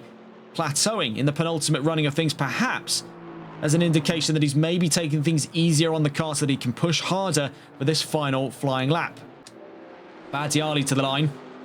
Sadly, no move in position there for De Tosto. Same story. Those two separated at this time by 100, and by looking at it there, actually, sorry, 95 thousandths of a second still as it stands right now. Actually, no, that's not the whole case here. That is for... No, it is 95 thousandths of a second. I'm being silly there, but yes, still an incredibly close gap on the first and second rows, both of which within a tenth of a second of each other. Number 24 crossed the line a moment ago. That was Chili Peppers, the 12th fastest with Aston Martin. The 120 coming to the line next. Vincent Simard had a bit of a delayed start to his second qualifying session. We've normally seen him up towards the top 5. Will we see it on his final lap here? It is the top 5. 5th place for the 120. Simard starts behind De Tosto, but up the road from right. The 39 coming to the line next, as we've seen back into the pits goes the 120. Trouble out through turn 16 for Christophe Dupois. Looks at 22nd at this time. Down towards the line he goes. As he crosses the checkered line, 4.232 seconds from the fastest time. Stays 22nd at the end of qualifying 2. The number 30 coming to the line. It is such a precarious note here between these two. 55 thousandths of a second could decide pole position. We see things get very hairy for him out through turn 15 on the run in towards turn 16 then. What can Tanguay do here? He's contending for pole position, but is he taking a little too many liberties in terms of track limits? Down to the line, so too was the case. 55 thousandths as it stays so close, yet so far away for the 119 and the number 30. The 44 and the 111, but we see trouble as we just caught on board with Badiali. That's an early doors end to his qualifying hopes. He'll be at the best of times 3rd. Coming to the line, Timo De Tosto stays 4th. A very solid position for him to be in, mind you. Right alongside Badiali, who will be looking for an early charge up to the lead. He'll create this pocket of opportunity of which the McLaren could exploit in the start of race 2. Do keep all of that in mind. We'll get more onto that later on. Into the top 5 though, Byron Forrest again, back-to-back top 5s in qualifying. Great result for the 824. We spoke with him towards the end of the Jaguar series on this move to Aston Martin. It has definitely been a gamble worth making for Byron Forrest, as he has seen now back-to-back top fives here in Kyalami. It took him a little bit longer out of round one to get things up and running, but now that he's found his footing with the V8 Vantage, we're seeing very clear and consistent performances there from Byron Forrest, and we're seeing the same there on a returning drive to McLaren for Timo de Tosto. So this is all coming up quite grand here in the back of that top five. More on that in due course. A great end to qualifying then, one much closer decided than what we saw out of quali 1. 55 thousandths of a second between Tanguay and Le Bay. This could be rather interesting to see, as it could be going full pelt now down towards turn 2. This is very close stuff. Bear in mind, we saw how present in that race Battiali was, omnipresent in the rearview mirror of Le Bay. He couldn't rest, he couldn't relax. That was 30 minutes of pure stress for the 119, but he held things ice cool throughout race 1. Can he do the same though, or has lightning only struck in the one spot here?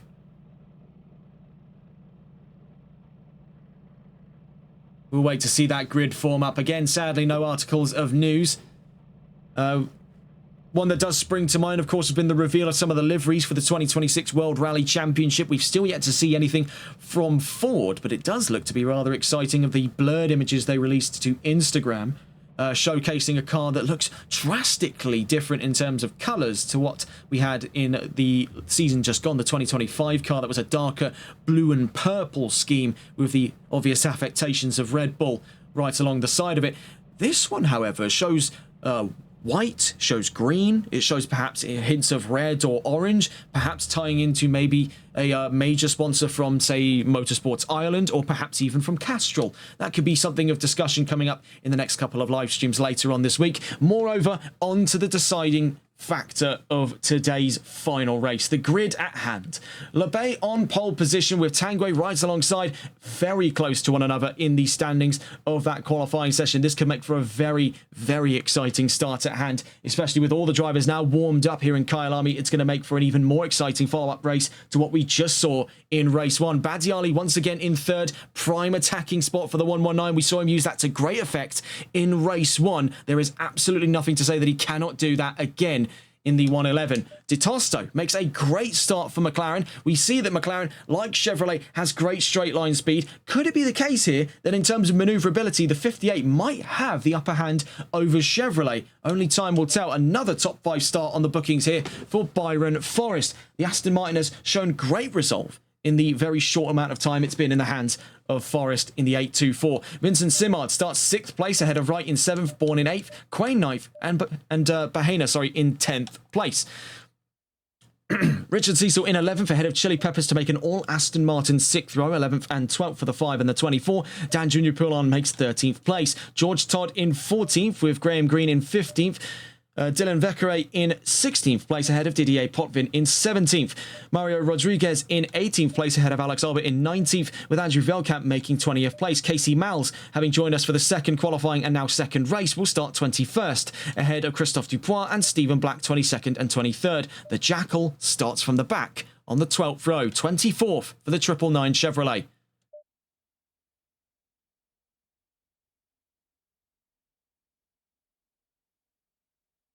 So, about a minute before the start of formation lap number 2 today, and really the topic at hand is going on inside of the top 5 once again. Even more of an approach here this time by McLaren and Aston Martin. These two shared a row not long ago in the grid of race 1. Now they find themselves making more ground up into that top 5, where they held on to 5th and 6th in race 1. It's now 4th and 5th for McLaren and Aston Martin's Timo de Tosto and Byron Forrest. These two stand the best chance here in challenging Chevrolet right on what has been a track that they so far have dominated in the hands of Le Bay, Battiali and Tanguay. 30 seconds. 30-second warning, so let's get on board with the drivers of the top 5. We see leading from the front will be Christian Le Bay once again in the 119. It has been brutal efficiency by Le Bay, but this has definitely been a bit of a crack in the otherwise near spotless image that we see of Le Bay in qualifying. This has been one where he's had to definitely push the envelope out. It has not been so easy. The grid is evolving up to his level now, and it has been a case, especially in the talks there for both Battiali and Tanguay. It would be naive to not also include Simard in this conversation, as well as these two, Forest and Ditosto. A lot of these drivers are now picking up on these lessons that we see from that 119, from the way that he conducts the car, from the way that he conducts the setup of the vehicle, how he tackles strategy, how he tackles qualifying, how he tackles racing etiquette. A lot of the drivers are starting to pick up on that, and we're starting to get more and more LeBay-esque drives in these other drivers. All of these drivers are starting to slowly become that almost perfect race-winning formula that has been carved out here in the Competizione Performance League by Christian LeBay. What does this mean? If you have a grid of 5 LeBay-esque drivers, that's carnage. That is what happens up in the Sunday League, where you have drivers at LeBay's level, if not faster, competing neck and neck. And I think we could definitely see that here in the GT4 Pro-Am Cup. This has not been anywhere near the shockwave of a start that LeBay had in Season 1, where he already was leading by seconds in the first couple of rounds. This is much closer, and I think this lays forward the path out of today in Kyalami, when we head to Valencia, when we head to Barcelona, to Hungary, I would say even to Snetterton as well. There are great chances here for drivers to challenge. Today has been the start of what is no doubt war for that second championship. But this is not going to be one easily fought for the attacking end. Bear in mind, LeBay is a defending champion in not only this series, but he has also picked up accolades in the GT4 Challenge on HCCL in the very same 119. This is a travelled machine and an experienced driver at the helm. This is not going to be an easy challenge for any of these drivers. Of course, in terms of experience, a lot of these drivers here have had their own. Namely, I would say as well, a driver we've seen on radar quite a few times in a few different areas of the sort of sim racing world here on ACC has been that of Giovanni Badiali. If memory serves correctly, was once at one point part of the 5-star esports lineup in endurance racing. Now is off by what looks to be his lonesome here in GT4, but we've seen him around the block a few times. He is a solid staple talent, especially on today's grid. David Tanguay, he popped up onto our radars over the course of Season 1 of the GT4 Pro-Am Cup America Series, and frankly, it has been for all the better, because he has been one of the best drivers on this grid, one of the best drivers to have come out of the Competizione Performance League. We've seen great performance in the hands of Tanguay in his time with the Malwar Racing team, alongside LeBay and several other drivers on today's grid over on the NLRL Console Endurance Series. That's set to return in the next couple of weeks for the 3 hours of Imola, as we pick back up where we left off in Season 2. You see, starting from the pit lane, Dylan Vecare and Mario Rodriguez starting towards the back of today's grid. We see that is a menacing sight.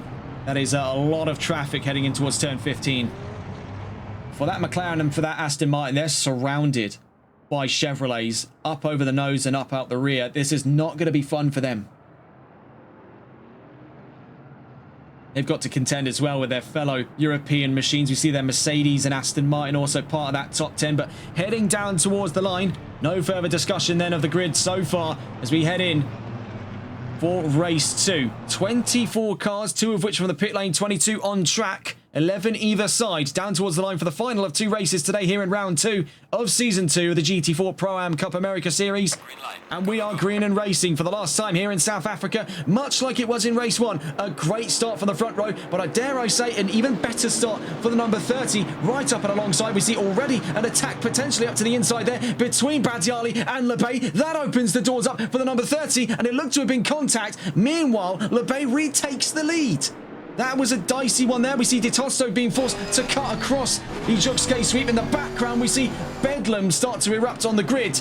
We see there a lot of drivers getting their elbows out. Not many of them having much the choice. There's a big squeeze here. Look at the traffic up in front here of Giovanni Badiali. Started 3rd, now down to 5th. Actually, not even down to 5th there. We're having to see where the data updates. That's 9th place. He's up and alongside Julio Bahena. Then up in front of him, you see there Vincent Simard and Clinton Bourne. Bahena at the inside. Rubs there with the number... not the 111, sorry, the 120. Trouble for George Todd. Gets up and around the outside there. Giovanni Badiali. Up and around George Todd.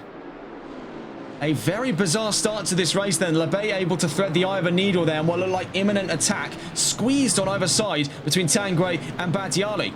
Badiali suffering the worst of it as he drops down a peg and then some. The 120 we see as well in trouble, now being knocked out through Lurkop. Drops in behind Julio Bahena, potentially to be attacked here by Giovanni Battiali. He's up the inside through turn 12. A little bit of a wobble for the 111 as we head in towards the Crocodiles for the first time here on what has been, what we were expecting to be a cleaner start of the race has been anything but, as it looks like up in front, even more trouble for Bourne and Bahena. Bahena slots in behind Bourne. Meanwhile, the two Chevrolets get in very close proximity to one another. A bit of a step out there for Giovanni Battiali. A dicey start once again in Kyalami.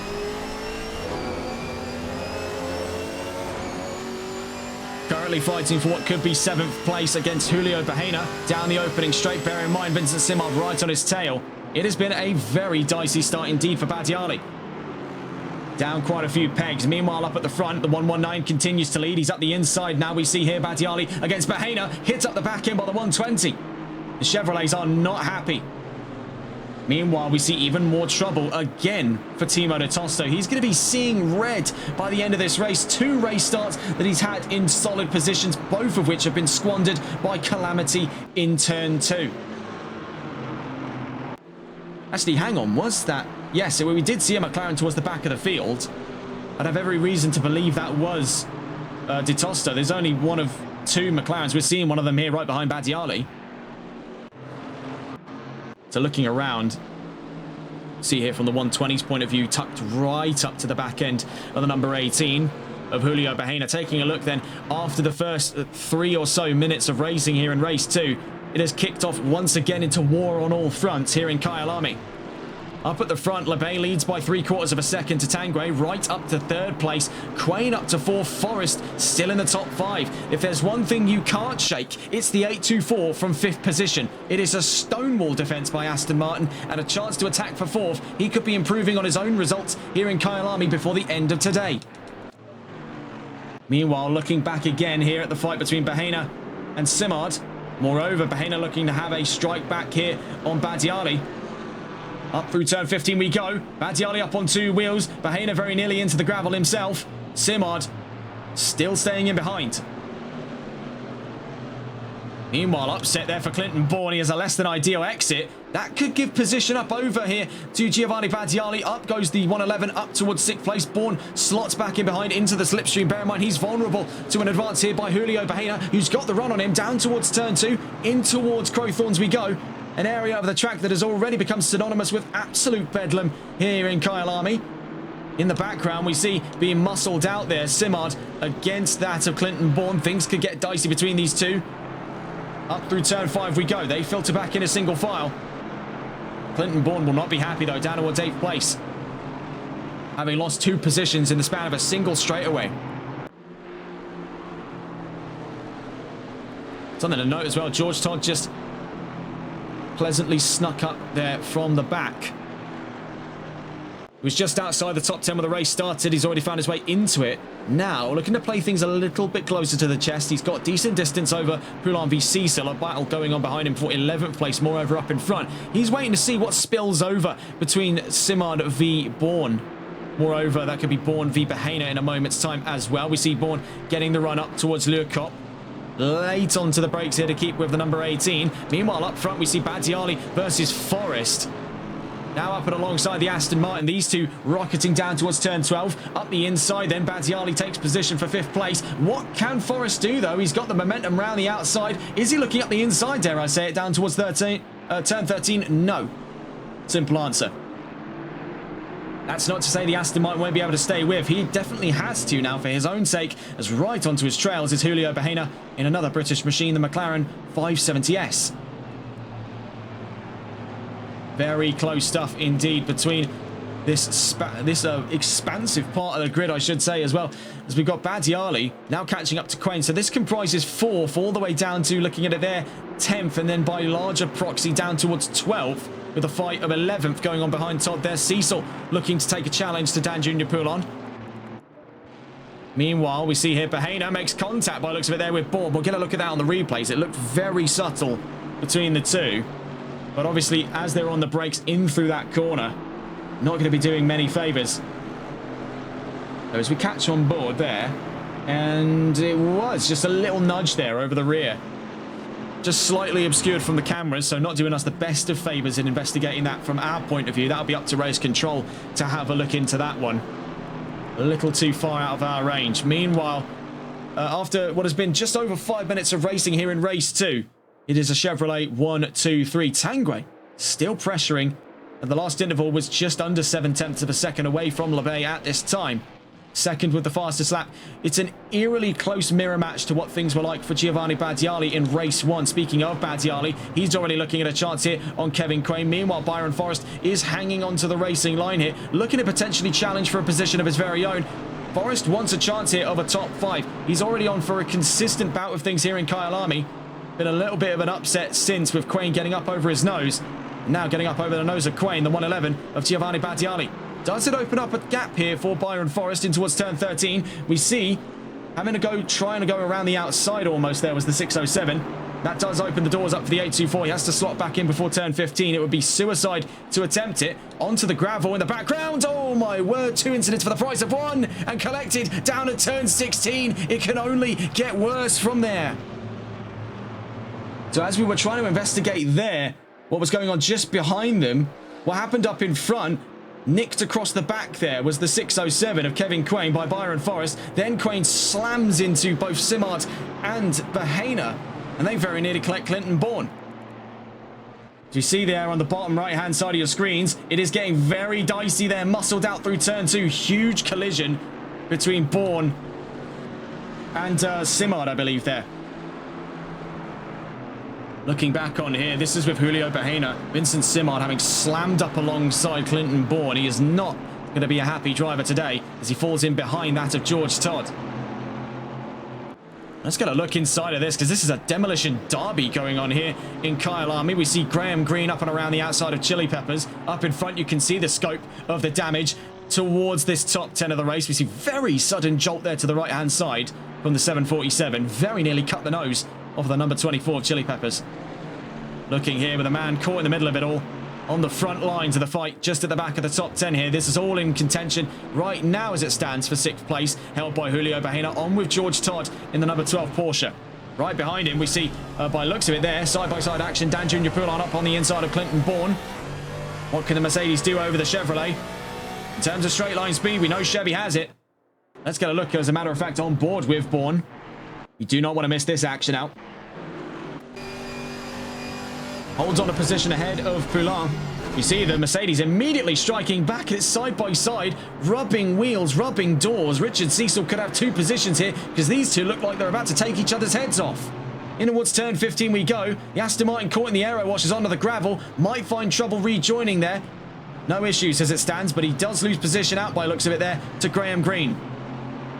A lot to process here in Kyalami. These drivers are getting very feral now. Wright still holds on to a podium position. Tanguay still stays close to LeBay. 0.7 of a second as they exit turn 5 right now, where things are smooth sailing up front. It's war down towards the back of the top 10. We see a huge spread out there through Crowthorns. Getting back on board with Clinton Bourne. This is a very, very tough situation to cover. We see trouble up front there for Vincent Simard. That does give Bourne the run of things up towards sunset, and we could barely find the applicable camera angles to properly cover the breadth of this conflict. In towards turn 6, damage for the 120. Now around the outside goes Bourne, following in his trails is Dan Jr. Poulon. That Mercedes looking for an opportunity to strike at the heart of Chevrolet. Staying on with the Chevy of Clinton Bourne. Now, he'll be looking for chances to fight further up the order with George Todd and Julio Bahena, but right now, he's stuck playing defense for 8th place. Right behind him, we see there, the 120 tried to get the leg up over Dan Jr. Poulon. The 44 runs out wide through Lurcott. That could invite the 120 in. The chances still remain there. So looking on board, we'll try and get on board here the various Chevrolets of this field. It is a bit of a painstaking effort. The 120 charging towards Dan Jr. Poulon. Graham Green right behind him. So now we're on board with that of Vincent Simard. I do apologise as well for the slightly sporadic nature of the scrolling. We actually can't control scrolling by position. It scrolls by, I think it's when the player joined So it does make it very jumbled and difficult to navigate from here. And we don't want to have the menu up on the left-hand side for the entire race. We think this view looks a lot cleaner and a lot more sort of kinder on the eyes, as it were. Coming up towards the halfway mark of what's been an even more bloodied chapter of racing here in the GT4 Pro-Am Cup America Series, like Competizione Performance League here in Season 2, Round 2, the final of 2 races today. It has been warfare here in South Africa. And we're far from done. Vincent Simard, we're on board with at the moment, has only recently found himself in the epicenter of even more conflict, with Graham Green and Richard Cecil looking to strike here for his current position, the last of those top 10s. Meanwhile, up in front, Dan Junior Poulin drops distance away from Clinton Bourne. Meanwhile, out back, we see potential move up the inside here for Richard Cecil on the 747 of Graham Green. Shelley Peppers watches from a distance there, 13th place at the moment for the 24. This is all quite a lot to process. You see here for George Todd, next in the iron sights of Clinton Bourne. This could be that fight for 7th place we've been waiting for. Bourne had a look up the inside there, but didn't execute, realizing that going toe-to-toe with Porsche in the braking zones is just a losing gambit here. That's how you end up in another racing incident. We don't really need many more of those. And towards turn 12 we go.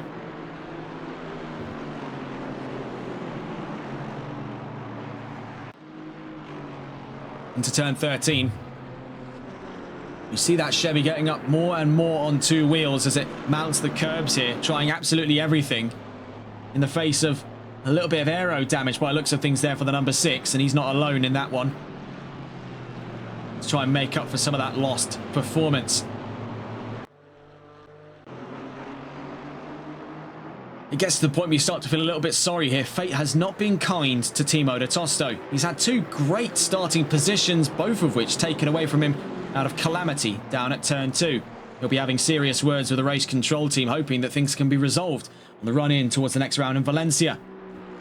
He's found himself a rather bitter victim to fate. You see here a fight going on. This is Casey Miles versus Stephen Black versus Christophe Dupois. 3 Mercs here for 20th place. To be completely honest, they've probably got the nicer end of things here. They're a distance away from the action going on up front. They've not been intercepted by the front row. They've actually got the much kinder lay of the land. They get to fight amongst themselves here towards 20th place. Currently held on to by Christophe Dupois in the 39 car. They've been spared of what is going on up at the front lines of this race. It won't be many points for them onto the championship charts. They are definitely going to have a much kinder racing experience today, as opposed to the drivers up in the top 10 here, because this is really quite a gruesome sight we see every time we check in. Wounded vehicles, damaged metal and carbon fibre alike. Drivers willing to run to the absolute ragged edge, pushing themselves and their machines well beyond what they were ever naturally capable of doing. It's a scary sight indeed here in GT4. It also does raise many a question to Kyalami's future on the GT4 calendar here in the Competizione Performance League, as this has definitely been proven as somewhat of the kryptonite for many drivers today in terms of keeping themselves composed in through turn 2. Now that's by design, very similar to Circuit of the Americas, where we've had issues down at turn 1 before. It's an open hairpin left. It's not particularly kind, especially on the advent here of a large, expansive opening straight. Drivers will be flat out through here at turn 1, then into turn 2. You expect 20 or so drivers to make their way in through turn 2 with very little issues, with very little actual available space, all vying for position. It's a losing error.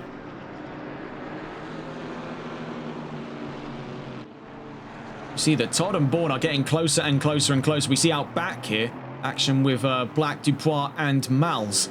3 Mercedes cars fighting down the opening straight. Let's get on board with some of those Chevrolets once again. The expansive list of Chevys inside of that top 10. Tanguay drops 1.7 seconds away from LeBay, still holds on to that fastest lap, but the time between himself and the leading car starting to fizzle away. See here for Clinton Bourne, now up the inside in towards turn 8 and 9 on George Todd. This is for 7th place. We're on board with Bourne once again. Up towards turn 10 and 11 we go. Heavy braking zone. This is where the Porsche could have had a look at the inside, but the Chevy covers him off at Le Cop corner.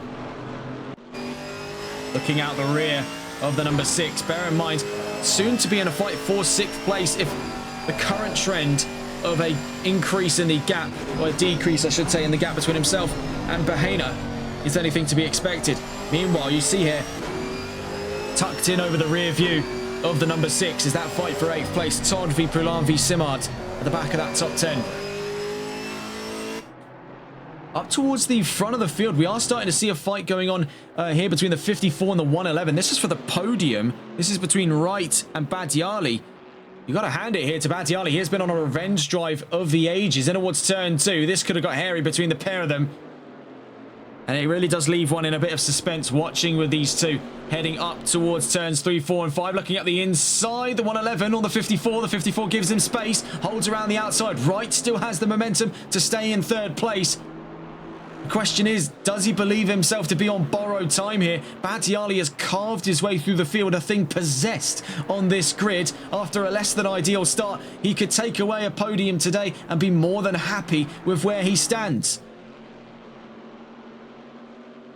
In fact, it does come as quite the shock to me that Badiali does not yet have the fastest time of today's race, still being held on to at the moment by David Tanguay. Out through turns 8 and 9. This is a terrifying sight here. Circling him, waiting for an opportunity. Wright still playing defensively here, and you can see that come to manifest in through turn 10 and 11. But this is a dangerous area to try it because he does have momentum carrying through turn 10, and he needs momentum on the rocket through turn 11 in towards turn 12, where he could have a stab up on the inside at turn 13. What can Wright do then? Back into single file potentially. No, the 111 goes all the way around the outside. That puts him up the inside on the run in towards the Crocodiles. Can the 54 size up a switchback? Absolutely is the case here for Wright v Badiali. A brilliant fight here for the podium in towards turn 15. Neither of them backing out. In towards turn 15 we go. Badiali still holds the outside. Now the inside at turn 16 with Wright still in pursuit. Can he be looking for a late apex to give himself the run down towards turn 2? Yes, absolutely. These two pushing the pedal to the metal here. Or pedal to the metal. I always get that term confused. I think it's because it's always said by the American accent. Pedal to the metal then between these two. In towards turn 2 we go. Crowthorns now the Juxgay sweep. Turns 3 and 4. You can see it's a little moment of lapse in judgment there for the 111. Huge compression on the suspension. Kicks up over the curbs. Bounces a few times. That is trimming momentum away. The 54 sticks to the racing line with religious fervour. The 54 still pursuing for that podium position. All is not yet lost for Wright. If the HCCL GT4 Challenge was anything to go by, he is not going down without a very good fight in GT4.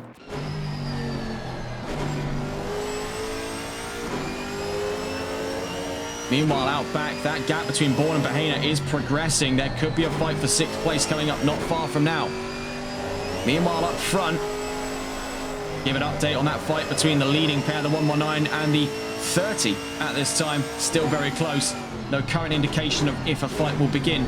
Meanwhile, that fight for 3rd is starting to sizzle out here, or fizzle out more realistically. If it was sizzling, it would be progressing, would it not?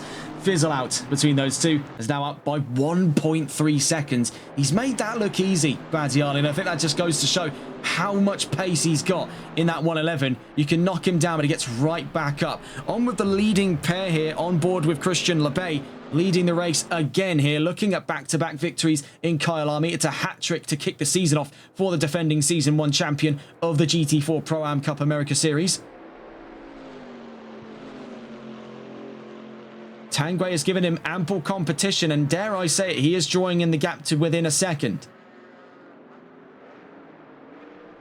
So where these are two races, one of which already having been won by the 119, if he goes on to win this race, one of the major takeaways from it is that he needs to start getting faster now, because the rest of the grid is starting to catch up. If today was anything to go by, it has shown that there are drivers among today's grid that are able to genuinely pressure the 119. He can't rest in this season. He can't hope to play things a little bit more on the casual side. Lebay is going to have to challenge this one with the very same kind of commitment to good results that he saw back all the way in his first Sunday League Championship win back in Season 1 in his time with Aston Martin.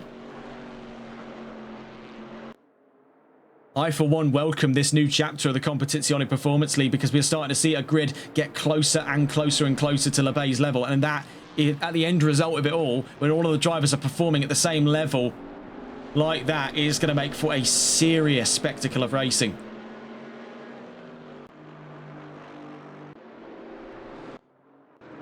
In terms of Badiali, 1.4 seconds now, 1.5 clear of Wright. We put on a solid defence, all things considered, for third place, but it's by the way that he's got that car set up as well. Badiali, you can see it's night and day in the straights. He is so much faster in that 111. Makes it very tough for the 54 to stay with. Does make you wonder how he's done that, though. Badiali's been always a bit of a wizard with the setups on his car. I mean, look at his time back with Mercedes. That was any indication he was a solid challenger in Season 1. And looking back to those previous race wins, we stay on here with Jackal Vivekere in the fight of 15th. Looking back through the last season, while Badiali never saw a race win in that season, that did not stop him from putting solid results on the table week in, week out. I do have to cut away from that as we do have yellow flags out. It's for the Aston Martin out of turn 15. It's Byron Forrest in serious trouble. As we catch on board, we want to see here from the Aston Martin. And there is the 824, Byron Forrest. Oh, no, that's not gone well. Dylan Vekere nearly forced into the pit lane. Forrest is in. Yellow flags cleared in Sector 3, but that could have gone very wrong for the 161. Vekere has been very fortunate to hold on to position there. So nearly took a run to the pit lane. And on the speed he was carrying, that would have been an immediate penalty for the 161. Oh, my words there, as we caught on board with Bourne into the wall. That's the 44.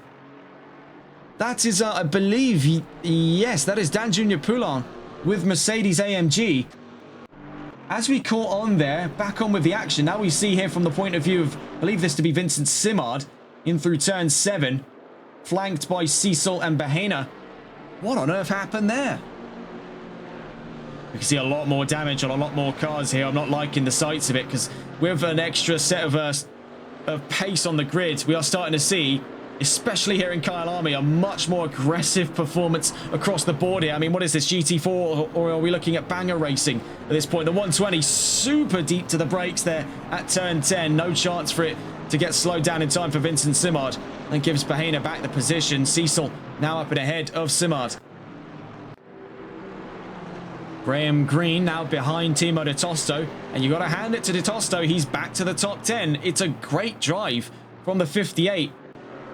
It's the same story here. You can knock him down, but he gets back up. Much as we saw from Badiali throughout today's second of 2 races. Speaking of, on board with De Tosto, now hunting down Vincent Simard. Less than a second away, looking at a chance of being within half a second as we head down towards turn 2. We see here the fight for 7th place going on. Julio Bahena versus Richard Cecil. Aston Martin versus McLaren. Down through turn 1. Cecil still has the inside, so this could get very exciting here in this fight for 7th place. Down towards turn 2 we go. Way later on the brakes. There was no chance he was going to make that one. And Julio Bahena very nearly makes his way all the way to the wall. Very wide at turn 2. Loses out 7th. Richard Cecil holds his nerve. And icy cool determination there from the number 5, the American, up to 7th. Looking behind quickly here, we see with Timo De Tosto now up and around Vincent Simard. Chevrolet now dropping down to 10th. With Graham Green on his tail, if Green can make the top 10, that is a very solid result indeed for the 747. Things have been a bit of a mixture of emotions on his return back to the series. Moreover, on his first drive with Chevrolet. A baptism by fire for Graham Green. 4.5 minutes left to go. You see here for Timo De Tosto, while he does have position, it is not one held on to easily. Down towards Lurkop, turn 10 and 11. That 120 staying very close indeed. A lot of gravel and dust up over the nose here. No incident to report. Still holds on to 9th place. Currently defending tooth and nail for it. We're on board with Timo De Tosto.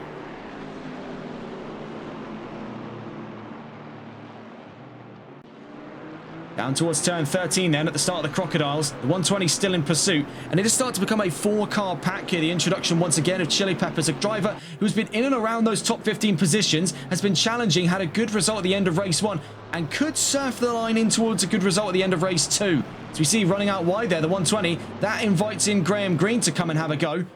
Just a little too far away to make it side by side, but he does have the run here on that 120. For Timo de Tosto, he can breathe a sigh of relief for just a moment, knowing that the Chevrolets are busier with each other than they are with him in 9th place. You see up in front there is Julio Bahena, now having dropped in behind George Todd. Todd now looking at a chance to fight with Cecil, up in 6th place. We head into the final 3 minutes of racing. Really, it is blink and you'll miss it on a majority of these fights. David Tanguay, a second behind Christian LeBay. There's a fight going on for first. There's the potential fight once again for 3rd place as the gap between Badiali and Wright equalises at 2.6 seconds. That could still since grow. Bourne's in the top 5 there, looking very strong indeed. Cecil in 6th place, potentially to be attacked here by George Todd. Bahena right behind him. De Tosto right behind Bahena. Simard behind De Tosto. Green behind Simard. And Peppers behind Green. You can't go wrong with a grid like this. Out behind them in the back of the top 15, Vekere v Jackal. Moreover, further down the line as well, Potvin v Rodriguez. It is battles absolutely everywhere. With 2.5 minutes left to go. Any which way you look, there is a car fighting with another for position on this track.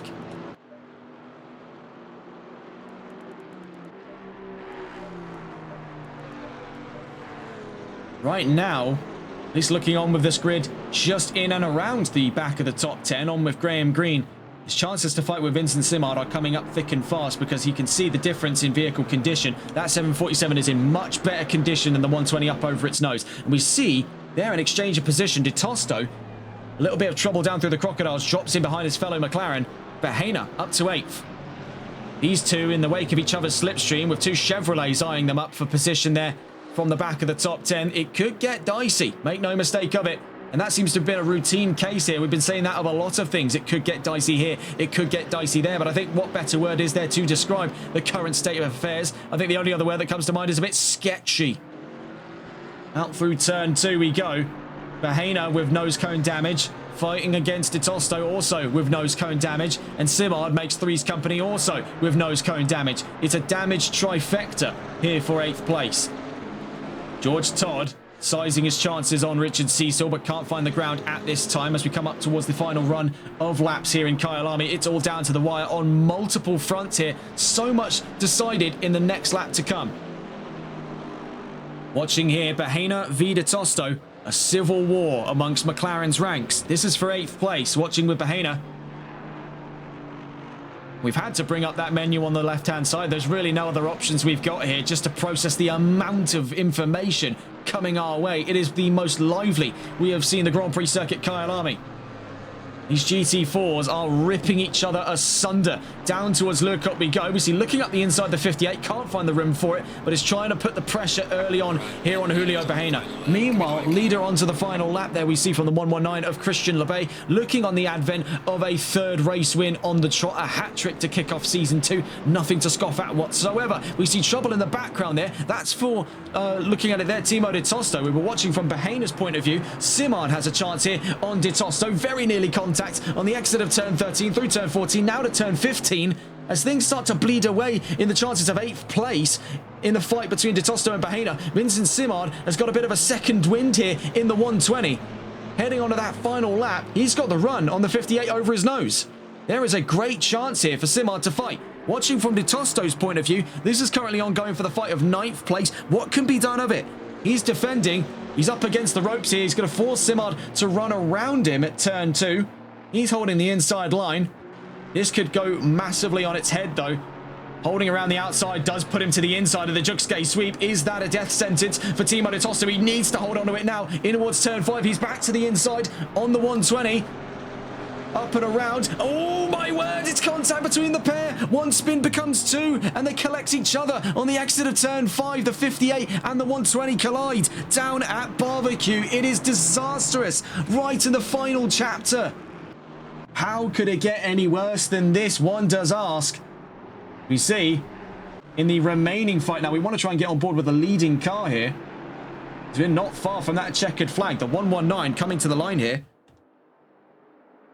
Getting on board with LeBay on what looks to be race win number 3 here in Season 2. Very closely monitored to the line by David Tanguay. Again, much like race 1, not one that has been smooth sailing, but one that he nonetheless wins yet again here in Kyalami. 2 on the trot, both rounds won for Christian LeBay. Both races of today under his belt, 3 in a row. What a way to kick off the season. A great result as well for David Tanguay, equalising on his career best result in GT4. Second place for the number 30, Badiali. My word, hats off to the Italian talent. Back to third on one hell of a comeback drive.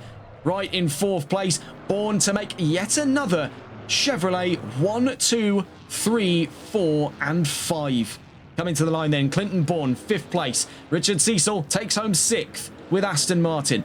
George Todd to the line for 7th. Julio Pajena to the line there for 8th place. Graham Green, welcome back to the top 10, sir. The number 747, returning from Season 1, 9th place. Chili Peppers 10th. Vincent Simard in 11th place. Right behind him, Dan Junior Poulin in 12th. Dylan Vekere in 13th. The Jackal 14th. Timo de Tosto will be furious. He has fought so hard there. All of that taken away from him. He's 15th at the end of race 2. Rodriguez coming to the line for 16th. Right behind them, we see here, all the way down to the wire, who will it be for 17th place? Potvin or Veldkamp to the line by 0.2 of a second. Didier Potvin for 17th. Veldkamp 18th. You see here for Casey Miles up to 19th place.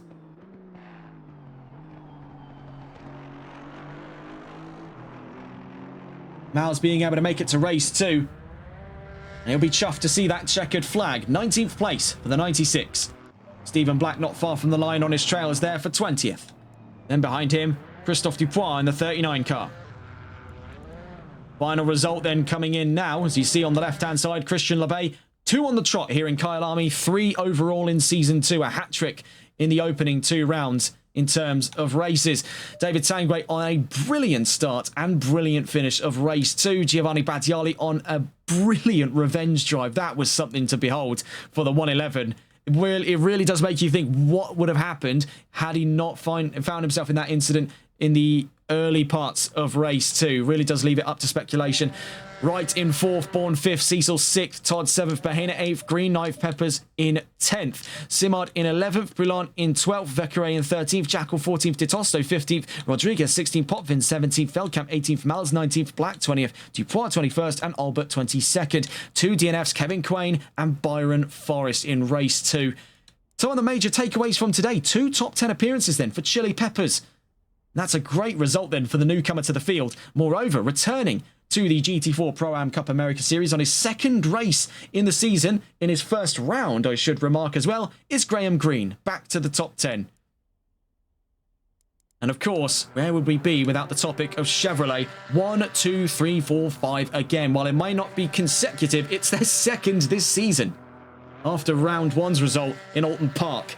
What a series of races that has proven to be today. Very well done then to Christian LeBay, 2-time race winner here in today's race and 3-time overall in Season 2 alone. David Tanguay taking away some great results here. He'll be finding himself up in the championship standings rather handsomely on the run in towards round 3. Very nice standings to be predicted from those two. They could be your budding pair. It would be naive to not include a budding trio in the form of Giovanni Badiali in that 111. This could make for an incredibly exciting season ahead of us. Looking at where we'll be, it's Valencia on January 20th. That'll be January 21st at 1 a.m. Greenwich Mean Time for our European viewers. Of the American and Canadian viewers, that'll be on the Eastern Standard Time over on January 20th. And that's going to Valencia, the Circuit Ricardo Tormo, a hidden gem in the Iberian Peninsula. That is going to be a fantastic follow-up to what has been absolutely brutal racing today here in round 2. Thank you so much for watching then. That's all from us here on TRTN. If you're joining us for the next stream coming up, we're heading to the Grand Prix Circuit Silverstone for the next round of VSR Phoenix Season 10. That's all from us here. Have a wonderful rest of your evening. Take care and good night.